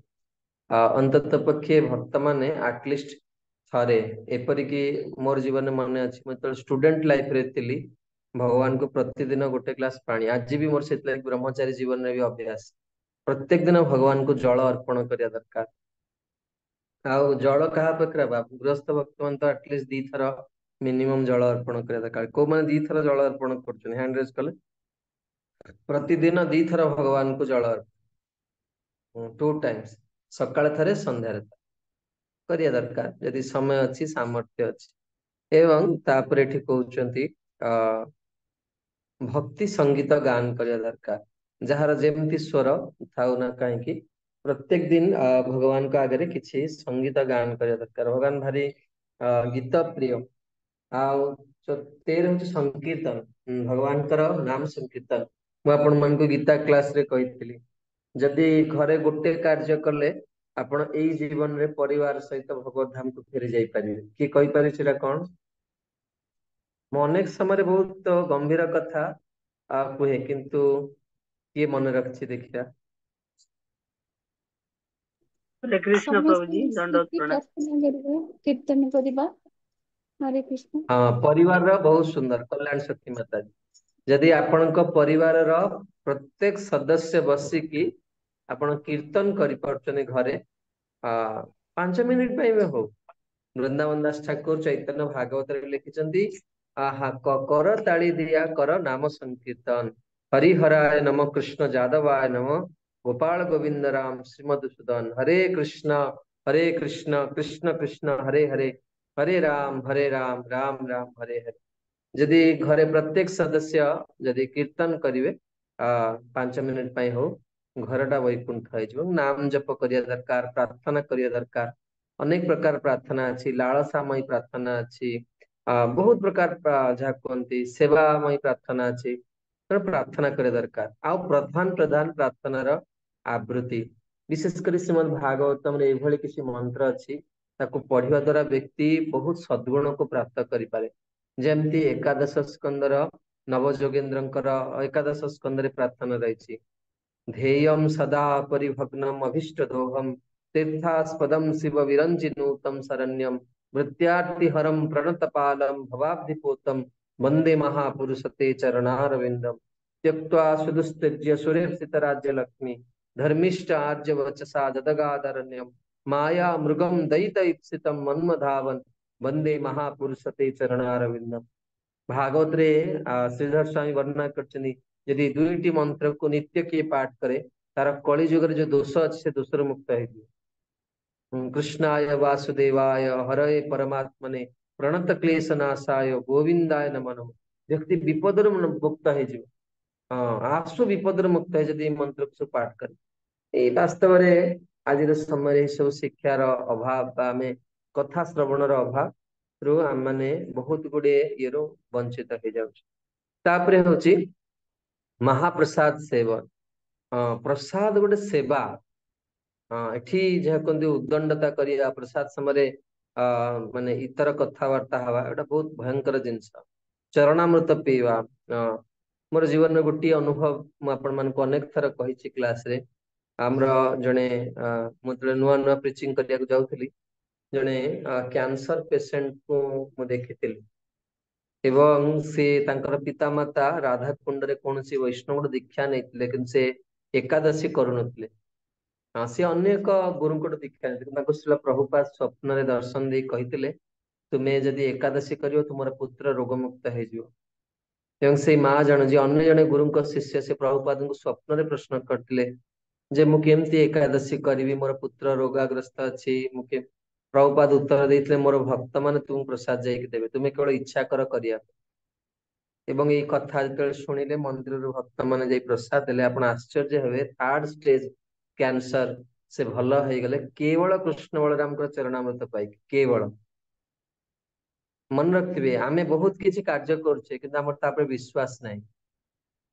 मु बेले बेले देखे लोक पुरी रे जाई जगन्नाथ को प्रणाम करिवे, भुवनेश्वर को जगन्नाथ को प्रणाम कला बेले अति काश तो गपुथिबे हसुथिबे प्रणाम करी चल। हमर विश्वास ही नहीं भगवान को ऊपर। जो जहाँ को नित्य प्रणाम करछे निज जीवन रे आखिरे देखिले, जो प्रभु को आम देखु कृष्ण बलराम चरणामृत पाई केते बड़ परिवर्तन। हाय रे आम डेली दर्शन करछे, हमर विश्वास ही नहीं जे साक्षात प्रभु एठी अछि। साक्षात प्रभु एई ठाकुर श्रील गोविंद साई महाराज सहित कथा होइछन। एई ठाकुर केते जे लीला करछन मंदिर भितर। हाय मोर जीवन एते बड़ कठोर हे गला, दुस्संग रे मिसिकी कौन हला चित्त हलो वज्र प्राय। वज्र भली कठोर हो गला, मोर विश्वास होनी एते कथा शुणी। मु आपन थरे मोर अनुभूति कहूली, मुझे बहुत नूतन अवस्था थी, मोटे क्लास रे बसती जो केवल सन्यासी मैंने थी, प्राय 2500 सन्यासी। मु जड़े भक्त भी नुहे, मुझे से अवस्था प्रसंग चलती समस्ते कांदिले कथा शुणी, मो आखिर टोपे भी लुह बाहर। मु देखुची मोर दी साइड रे लोक माने जो सब बसचंदी साधु माने सब कांदिले, मु कांदुनी। मु लास्ट को चिंता कली मु काहे की कांदुनी बोली कांदिबी, तथापि लुह बाहर। हाँ मु काहे की कांदुनी बोली भी कांदिया पे चेष्टा कल, तथापि मो आखिर लुह बाहर। जानली रे बाबा मते बहुत परिश्रम करिया को अछि स्पिरिचुअल लाइफ रे। हम तो किछि नै, मुझे मोर मोर जे काउंसलर जे मोर जे उपदेशक थिले हम तांको जे पचाल बोले महाराज मोर एभली अवस्था आज मु समस्त क्लास रे कांदिले मो आखिर टिके भी लुह बाहर। से कहते दिन आसियो तुमे भी स्थिति को पळे, धैर्य धरी करो। तेणु मु तांको कथा मानिकी से भली रहिले एवं निश्चित भाव में जने से स्थिति को जीव एटा तो स्वाभाविक स्थिति। तेणु प्रसाद पाइबा, चरणामृत पाइबा, चरणामृत पाइला मन छोटिया छोटिया काम करिए विश्वास टा बड़ रखती। चरणामृत पाथ्य अकाल मृत्यु हरणम सर्वव्याधि निवारणम विष्णु पादकम पीत्वा शिरस्य धाराम्यहम। ये चरणामृत अकाल मृत्यु नष्ट हो। देखो प्रभुपाद प्रत्येक दिन चरणामृत पाउଥିଲେ, शेष दिन भी चरणामृत पाइले। एवं आम मंदिर जड़े भक्त चली गले, प्रभुपाद भाया सी गले, शेष दिन भी आसिक भगवान को दर्शन, शेष दिन ब्रह्म भुवन लोकर जेते साधु समस्त चरणामृत पाइले। आ भगवान को वैकुंठ गले, कारण भक्त चरणामृत भगवत चरणामृत शेष दिन जी पाई एड़े बड़ा भाग्य तार चिंता कर। एमान सब भाग्यवान लोक, एमान को देखिवा जीवन नेत्र सफल। प्रतिदिन श्रद्धापूर्वक चरणामृत पाइबे, ताले शेष दिन भी भगवान आपन दया करिवे। जोटा प्रतिदिन करथुए सेटा शेष दिन भी हब। तेणु तापरे कहउचंती विग्रहंकर स्नान जल आदि अतिथि को प्रदान, विग्रह को अर्पित पुष्प सुगंध द्रव्यर आगाण नृसिंह सेंट आदि जो हमको दिया जाए बड़ श्रद्धार से सुंघिवा आग्रहण करिवा। एवं विग्रह को भक्ति पूर्वक दर्शन, तापरे विभिन्न विग्रहंकर विभिन्न समय आरती दर्शन, भागवत भगवत गीता ग्रंथ लीला विषय श्रवण, विग्रहंकर करुणा लाभ पाई प्रार्थना, विग्रह को स्मरण। कौन विग्रह को स्मरण करिया दरकार किए कहे? अनेक थर कही क्लास रे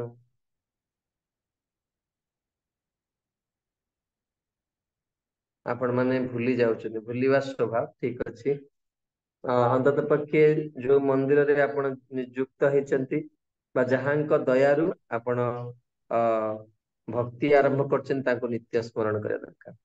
जेमती भुवनेश्वर रे कृष्ण बलराम गौरनिताय जगन्नाथ राधा गोपीनाथ श्रीमन महाप्रभु आम से आरंभ करछु, बा गौड़ीय वैष्णव हिसाब रे तीन कृष्ण विग्रह को बा चारि जन को निहाती स्मरण करिया दरकार। यदि यही जीवन में भगवत धाम को जीव चाहते आ तीन महाप्रभु को भी स्मरण करिया दरकार। आ ओडिशा रे जन्म होइछे जगन्नाथ तो मोर आत्मा ही, उत्कल रे जन्म होइछे जगन्नाथ माने आत्मा। जे जोड़ जन्म होइछे सेटिकार ठाकुर को यदि स्मरण न करे प्रत्यवाय दोष लागे। एवं विग्रह हिसाब रे श्री गोविंद गोपीनाथ मदन मोहन यही तीन विग्रह गौड़िया रे करी आछेन आत्मसात।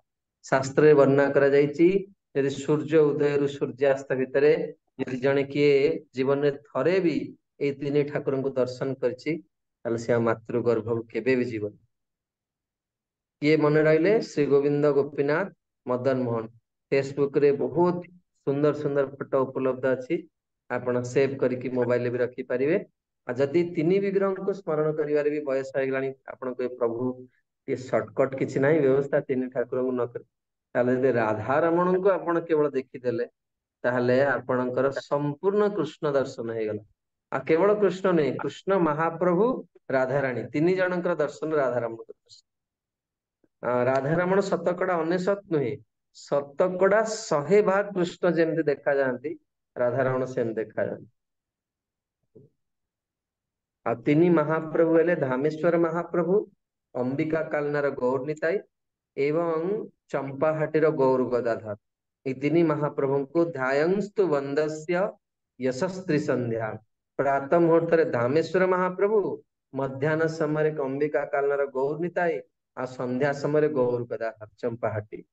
आपण चाहिले एभली स्मरण करि परिबे, जीवन को कृतार्थ करि परिबे। एवं तापरे विग्रह को ध्यान करिया दरकार। आपण माने को माने ध्यान करंती हैंड रेज कले जे कौन सी विग्रह को ध्यान करम डेली। अच्छा, सस्मिता माता जी का ध्यान करंती माता जी आपण? हरे कृष्ण प्रभु जी, दंडवत प्रणाम। मो अनुगुल इस्कन सहित जड़ित अच्छी, राधा श्याम सुंदर को सब ध्यान करे। बहुत सुंदर। मोर मन अच्छी मुझे परम पूज्य भक्ति गुरु नारायण महाराज प्रश्न करती महाराज आपण क्या भल पा? महाराज कहले बहुत ठाकुर को दर्शन कली किंतु वृंदावन रो श्याम सुंदर राधा श्याम सुंदर मोर चित्त को चोरी कर नहीं गल। तो बहुत सुंदर विग्रह को ध्यान करिया दरकार। ध्यान रो परिपाटी एभली प्रथमे चरण कमल रु मस्तक पर्यंत ध्यान करिया दरकार एवं तापरे मस्तक रु चरण कमल पर्यंत ध्यान करिया दरकार। भगवान किभली वस्त्र पिंचंती, किभली तांकर हास्य, किभली पुष्प धारण करचंती, किभली आज केश राशि रो शोभा, ये सब जिनस को जन ध्यान करि पारि। तापरे होची स्वेच्छाकृत भाव सेवा करिया दरकार। भगवान को निजर सखा रूप में चिंता करे दरकार कारण जदि आम सखा न हो पारिया भगवानकर ताहले आमे केबे हेले भी कौन हब ना भगवत गीता को बुझी पारिबानी। तो मोर एटी गोटे प्रश्न आछि माँ माने पचारिबे आमे केमि भगवानकर सखा हबु किए कहि पारे कौन सी माताजी उत्तर देवा चाहिए। आमे सिना जे पुरुष लोक सी सिना भाग्य भगवान मोर सखा जे माने स्त्री शरीर रे अछंते नारी शरीर रे अछंते से माने केमि भाबिबे भगवान को सखा रूप में किए उत्तर देवा चाहिए माँ माने। तो प्रभु जी हरे कृष्ण। हाँ कुह। हरे कृष्ण। ସମସ୍ତେ ସମସ୍ତେ ତ ନାରୀ ଜଣେ ହିଁ ପୁରୁଷ ସିଏ ପରମ ପୁରୁଷ बहुत ଭଗବାନ। सुंदर उत्तर बहुत सुंदर उत्तर बहुत सुंदर आउ किए कहया चाहिए उत्तर ठीक आउ किए चाहिए आहुरी गोटे उत्तर भी अच्छी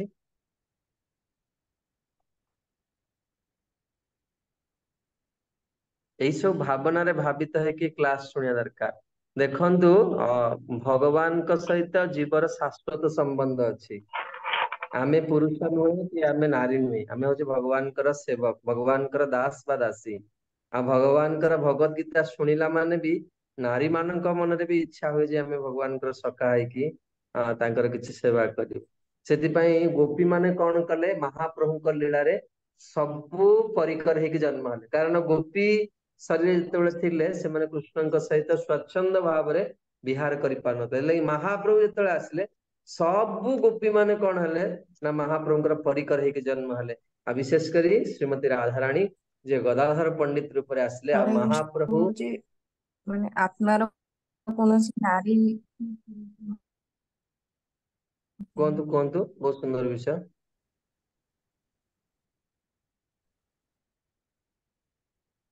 किए कहते हरे कृष्ण आपण माने मोर कथा शुणी पारछंती कि जने माइक ऑन करके रिप्लाई दियंतु।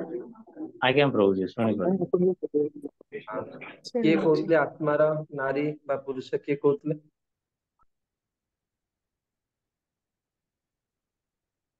ठीक अच्छे बहुत सुंदर कथा आपण सब मन रखिए मनरे जिते भी ऑड रु ऑड क्वेश्चन आछि पचारे दरकार एमती भाबियन जे हाँ काले प्रभु मते खराब भाबिए मु पचारिबे नहीं जिते मनरे खराब चिंता आछि पचारे दरकार सबुर उत्तर अछि हाँ किंतु आमे से भली एक व्यक्ति निकट रे आज पर्यंत पहुंची पारने जी हमर एई प्रश्नर समाधान बहुत सुंदर उपाय रे करि परिबो तेणु एठी तापरे कहा जाउची भगवान को सर्वस्व अर्पण करिवा जहाँ किछि भी अच्छी जो शरीर द्वारा मन द्वारा सब भगवान को अर्पण करदा दरकार देखो एमती दिने दिने छाड़ी जीवा पड़ी तेणु भगवान को हाथ रे सब किछि निर्भर करके हमें चलिया दरकार तापरे एक विशेष प्रिय वस्तु भगवान को अर्पण खाद्य किंबा पोशाक रूप आपण को वर्तमान पचारिवा जे आपण को कौन भल लगे आउ आपण को भल जिनसटा भगवान को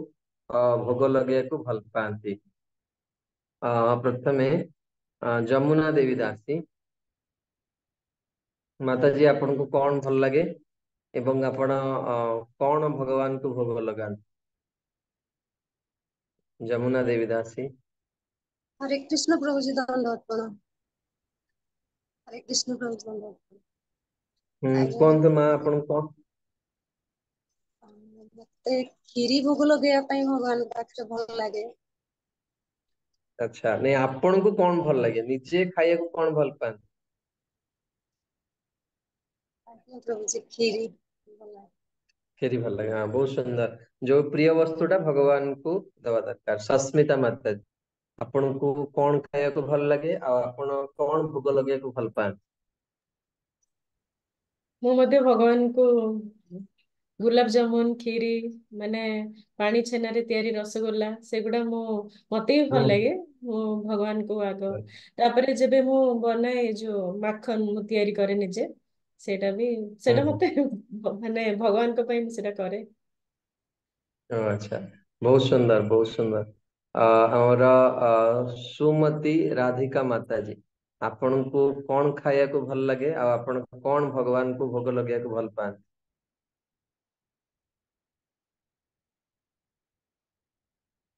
ମାତାଜୀ ଆପଣଙ୍କର ମାଇକ ବନ୍ଦ ଅଛି ସୁମତି ରାଧିକା ଦେवी दास। हिरण्मय गौरांग प्रभु माइक बंद अच्छी ଆପଣଙ୍କର। ହଁ ପ୍ରଭୁ ହରେ କୃଷ୍ଣ ପ୍ରଭୁ ମତେ ବି କ୍ଷୀରିକୁ ଲଗେଇବା ପାଇଁ ଭଲ ଲାଗେ ଠାକୁର କ୍ଷୀରି ଭୋଗ। କିନ୍ତୁ ବେଙ୍ଗଲୀ ମାନଙ୍କର କ୍ଷୀରିଟା ଅଲଗା ପ୍ରକାର ହୁଏ।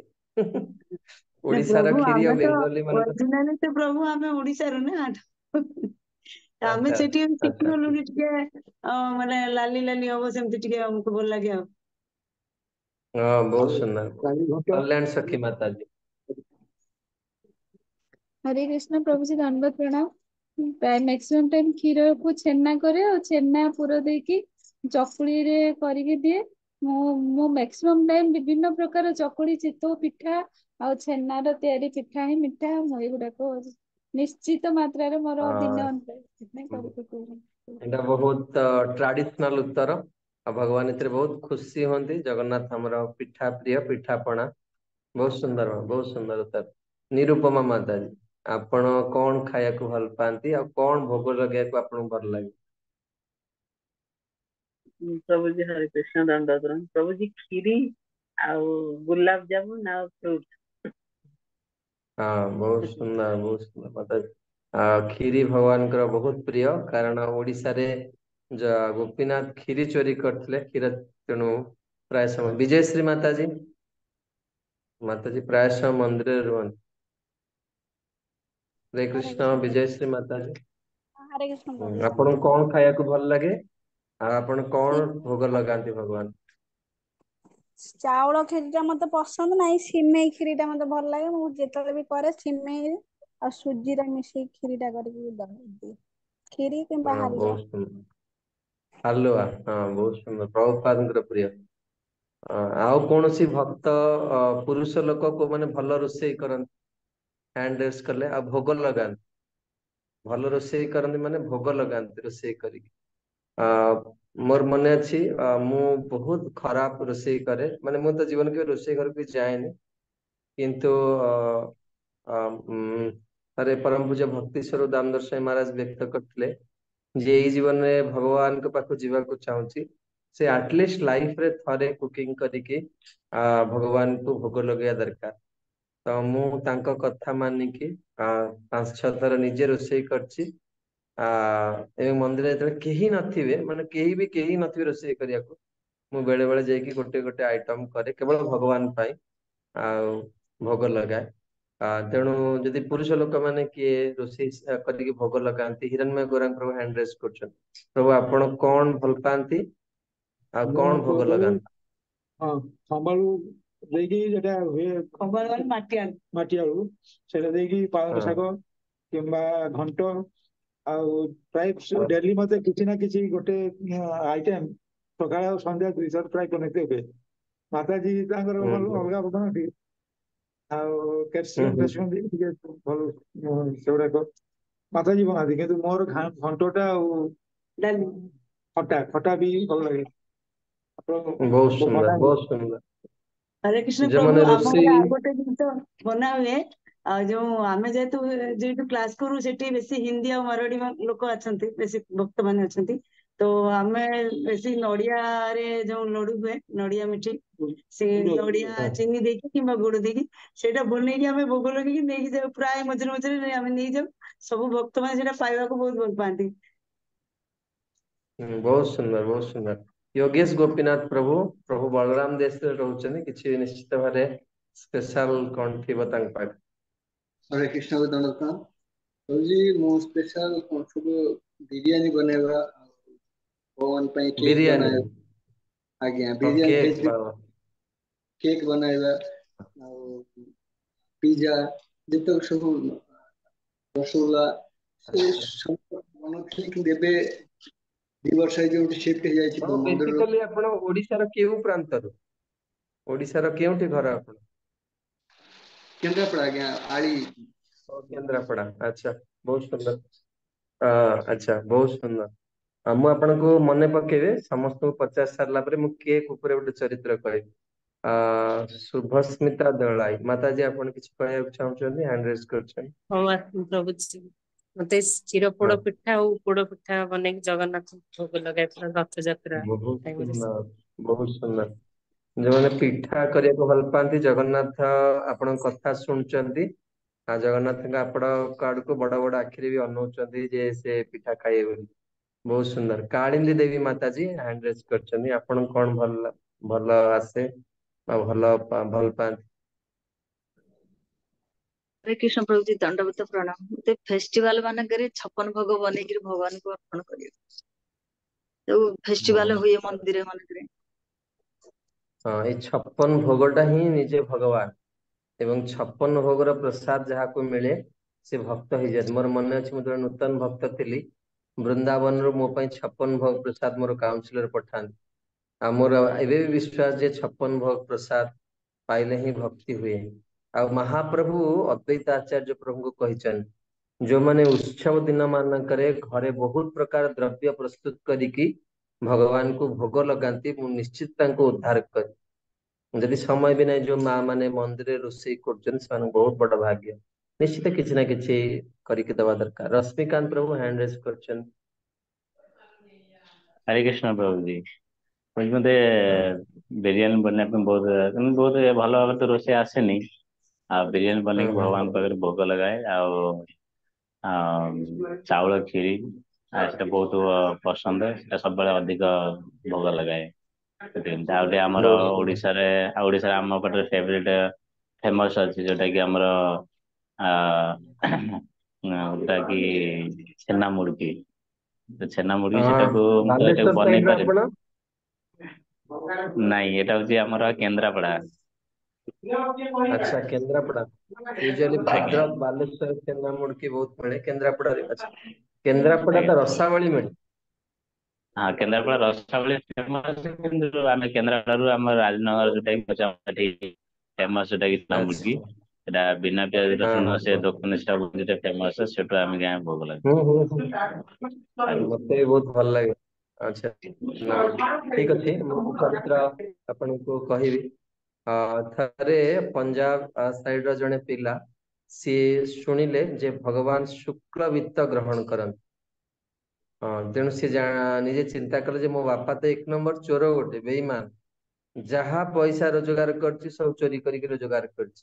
ତେଣୁ ଭଗବାନ ଆମ ଘରୁ କେବେ ବି କଣ କରୁଥିବେ, ଭୋଜନ ଗ୍ରହଣ କରିବେନି, ତ ସବୁ ଚୋରି ଧନ। ତେଣୁ ସେ ନିଜେ ଦେଖିଲେ ଯେ ଭଗବାନଙ୍କ କୃପାରୁ ମୁଁ ବୁଦ୍ଧି ପାଇଛି, ଆଉ ସେ କିଛି ସ୍କଲାରସିପ ପାଇକି ସେଇ ପଇସା ରଖିଥିଲେ। ପଞ୍ଜାବ ସାଇଡରେ ଲୋକମାନେ ଭାରି ପ୍ରେଷ୍ଟିଜ କନସିୟସ, କିନ୍ତୁ ସେ ସତ୍ସଙ୍ଗରେ ଏତେ ପ୍ରଭାବିତ ହେଲେ, ସେ ନିଜେ ଗୋଟେ ରିକ୍ସା କିଣିଲେ ତାଙ୍କ ସ୍କଲାରସିପ ପଇସାରେ, ଏବଂ ଇସ୍କନ ମନ୍ଦିରରୁ ବାଙ୍କି ବିହାରୀ ମନ୍ଦିର ପର୍ଯ୍ୟନ୍ତ ରିକ୍ସା ଟାଣିଲେ। ଏବଂ କାହାକୁ କିଛି ମାଗିବେନି, ରିକ୍ସା ଚଲେଇଲା, ଯିଏ ଯାହା ଖୁସିରେ ଦେଲା। 3 ମାସ ପରେ କିଛି ପଇସା ରଖିକି ସେ ଯୋଉ ସାଧୁଙ୍କଠୁ ଶୁଣିଥିଲେ, ତାଙ୍କୁ ଥରେ ପ୍ରସାଦ ପାଇବା ପାଇଁ ଡାକିଲେ। ଏବଂ ନିଜେ ସେ ସାଧୁ ଏତେ ଖୁସି ହେଇଗଲେ ଯେ ମୋ କଥା ଶୁଣିକି ଏତେ ବଡ ଧନାଢ୍ୟ ପରିବାର ଗୋଟେ ପିଲା, ସେ ଆସିକି ବୃନ୍ଦାବନରେ ଘର ଭଡା ନେଇକି ରହୁଛି, ରିକ୍ସା ଟାଣୁଛି, ଏବଂ ସେ ଜଣେ ବହୁତ ବଡ ଉଚ୍ଚ ସ୍ଥିତିର ସାଧୁ। ତାଙ୍କର ବହୁତ ନାଁ ମଧ୍ୟ, ସେ କିନ୍ତୁ ସମସ୍ତଙ୍କୁ ତ୍ୟାଗ କରି ତାଙ୍କ ସେ ଯୋଉଠି ଭଡା ନେଇକି ରହୁଥିଲେ ସେଠି ଗଲେ ପ୍ରସାଦ ପାଇବା ପାଇଁ। ଏବଂ ସେ ମିଠାରେ ଜିଲାପି ତିଆରି କରିଥିଲେ। ଯଦିଓ ସେଟା ଯେହେତୁ ରୋଷେଇ ଭଲ ରୋଷେଇଆ ନୁହେଁ, ସେ ଜିଲାପିଟା ଜିଲାପି ଭଳିଆ ହେଇନଥିଲା। କିନ୍ତୁ ଯେତେବେଳେ ସେ ଭୋଗ ଲଗେଇଥିଲେ, ମାରାଶ୍ରୀ ବ୍ୟକ୍ତ କରୁଥିଲେ ଯେ ଏତେ ସୁନ୍ଦର ସ୍ଵାଦ ତାର, ଆଉ କଳ୍ପନା କରିହବନି। କାରଣ ଦେଖନ୍ତୁ, ଭଗବାନଙ୍କୁ ଖୁସି କରିବା ପାଇଁ ସାଧୁଙ୍କ କଥାରେ ବିଶ୍ୱାସ କରିକି ଜଣେ ଏଭଳି କାର୍ଯ୍ୟ କରିଛି। ତେଣୁ ଆଉ ଶେଷରେ କଣ ନା, କେବଳ ପ୍ରସାଦ ଦେଲେ ହବନି, ପ୍ରସାଦ ପାଇ ସାରିଲା ପରେ କିଛି ଭିକ୍ଷା ଦେବାକୁ ପଡେ। ଏବଂ ସେ ମହାରାଜଙ୍କୁ ଗୋଟେ ଉତ୍ତରୀ ଦେଇଥିଲେ, ଧୋତି ଦବା ପାଇଁ ବି ତାଙ୍କ ପାଖରେ ପଇସା ନଥିଲା। ତେଣୁ ଏଇଭଳିଆ ଖଣ୍ଡେ ଉତ୍ତରୀ ଦେଇଥିଲେ। ଆଉ ଯୋଉ ସେ ଉତ୍ତରୀ ଦେଲା ବେଳେ କହିଲେ ଯେ ମହାରାଜ, ଏଇଟା ତ ଆପଣଙ୍କର ପିନ୍ଧିବା ଯୋଗ୍ୟ ନୁହେଁ, କିନ୍ତୁ ମୁଁ ଯେତିକି ପଇସା ମୋ ପାଖରେ ଥିଲା, ମୁଁ ସେଇ ଅନୁସାରେ ଦେଇଛି, ଆପଣ କୃପା କରି ଥରେ ଦେହରେ ପକେଇ ଦିଅନ୍ତୁ। ଏବଂ ଯୋଉଦିନ ସେ ମହାରାଜ ଏଇ କଥା କହୁଥିଲେ, ସେ ତାଙ୍କ ବେକରେ ସେଇ ଉତ୍ତରଟି ପକେଇଥିଲେ, ଯୋଉଟା ସେ ପିଲା ତାଙ୍କୁ ଦେଇଥିଲା ଗିଫ୍ଟ। ଏବଂ ମହାରାଜ ଗୋଟେ ପାଟ ବା ସିଲ୍କ ର ଉତ୍ତରୀ ପକେଇଥିଲେ, ଏବଂ ସେ ପିଲା ଦେହରେ ତାଙ୍କର ପ୍ରସାଦୀ ଉତ୍ତରୀ ଟାକୁ ଦେଇଦେଲେ। ଯଦିଓ ସେ ପିଲା ମନା କରୁଥିଲା, ନା ନା ମହାରାଜ, ଏଟା ବହୁତ କଷ୍ଟଲି, ମତେ ଏଇଟା ଦିଅନ୍ତୁନି। କିନ୍ତୁ ମହାରାଜ ଦେଇଦେଲେ, ଯେ କାରଣ ଜଣେ ସାଧୁଙ୍କ କଥା ଉପରେ ଜୀବନକୁ ଏଇଭଳି ଜଣେ କରିପାରେ। ତେଣୁ ପ୍ରତ୍ୟେକ ବ୍ୟକ୍ତି ପ୍ରୟାସ କରିବା ଦରକାର, ନିଜ ବୟସ ଥିବା ସମୟରେ, ଯେତେ ପର୍ଯ୍ୟନ୍ତ ମୃତ୍ୟୁ ଆସିନି, ବୃଦ୍ଧ ହେଇନି, भगवान को किसी ना किसी द्रव्य निज हाथ रे करिकी थरे बहुत उदार चित्तरे भोग लगे दरकार। यह बहुत आवश्यक जिनस।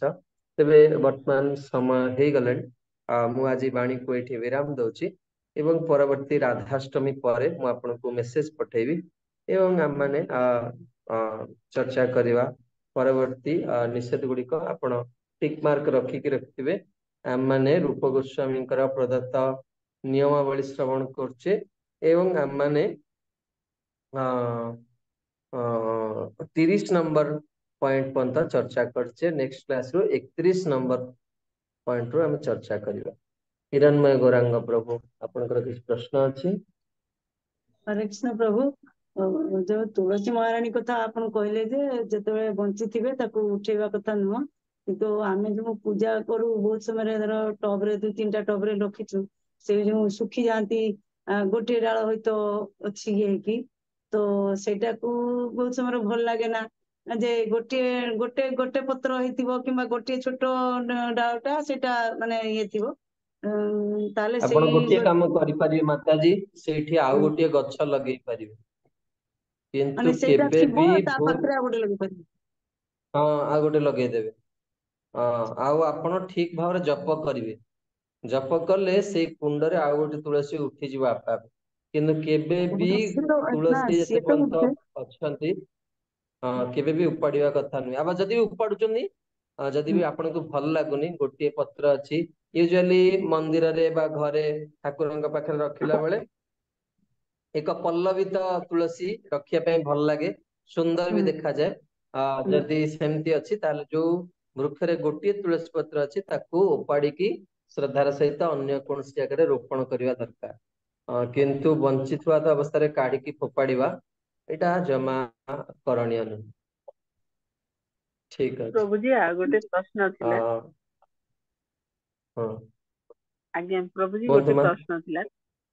प्रभु जी हाँ एक्चुअली मते जन पचारुथिले जे जो तुलसी आमे पूजा करूजे सेई तुलसी रो पत्र कोन छिंडा जाए? मु तो मना करथिली किंतु मु कहली आपनठु टिके मो संशयटा दूर करले माने जोटा पूजा करूजे से माने ठाकुर को छिड़ेई हब तुलसी दवा तुलसी ପାଇଁ पत्र छिड़ेई हब। तुलसी पत्र जदि न छिड़ा जाए जेमति सेतरे तुलसी रे कोन हुए मंजरी हुए। तुलसी आज्ञा मंजरी उतारिबा दरकार एवं कारण से जटा है जो कारण मंजरी जदि आपण न उतार जटा हेले तुलसी बहुत अल्प दिन रे कोन हेबे प्राप्ति हे जिवे। तेणु तुलसी पत्र तोड़िया दरकार सेतरे किछि असुविधा नै। किंतु एटा प्रभु जी आपण सेई काहा को कहउचंती? प्रभु जी देखंतु एक्चुअली ଆମ ଘର ପାଖରେ ଜଣେ କୁହନ୍ତୁ ଅଛନ୍ତି କୁହନ୍ତୁ। ସି ଯୋଉ ଘର ପାଖରେ ଜଣେ ଅଛନ୍ତି ଯିଏ ସି ଯୋଉ ତୁଳସୀ ଚଉରା ପୂଜା କରନ୍ତି ସେଇ ତୁଳସୀ ଚଉରାରୁ ଛିଣ୍ଡେଇକି ଆଣିକି କୃଷ୍ଣଙ୍କୁ ଦିଅନ୍ତି। ମୁଁ କହିଲି ଆପଣ ଆଉ ଗୋଟେ କିଛି ଏକ୍ସଟ୍ରା ସେଇଟା ଛିଣ୍ଡେଇକି एक्चुअली ଆଣିକି ପୂଜା सुविधा अच्छी रखिया दरकार। सुविधा ଆଜ୍ଞା अच्छी रखिया दरकार नचे जदि सुविधा नाही ताले सेइथुर भी तोड़िकी देई पारे किछि असुविधा नै। ଆଜ୍ଞା हरे कृष्ण प्रभु जी धन्यवाद प्रणाम। तुलसी पाखरे अଁଳା ଗଛ ଅଛନ୍ତି କିନ୍ତୁ ପରିକ୍ରମା ତ କରି ହଉନି ତ ସେଟା କଣ ठीक ଗଛକୁ अच्छे आपण श्रद्धार सहित प्रणाम करिवे। श्रद्धार सहित प्रणाम करिवे परिक्रमा न कले भी चली। ठीक अच्छे आपण मानकु समस्तଙ୍କୁ श्रीजींकर प्राकट्य महोत्सव बहुत बहुत शुभकामना। राधाष्टमी व्रत प्रत्येक दिन वर्तमान चिंतन करिया दरकार मनन करिया दरकार। श्रीजी आपण मानकु समस्तଙ୍କୁ सौभाग्य प्रदान करंतु। आपण माने बड़ श्रद्धा प्रीतिर सहित राधाष्टमी व्रत पालन करंतु। पुनः राधाष्टमी परे आपण मान सहित भक्ति रस अमृत सिंधुर सत्र को नहीं देखा। हरे कृष्ण। जगत गुरु श्रील प्रभुपाद की जय। जय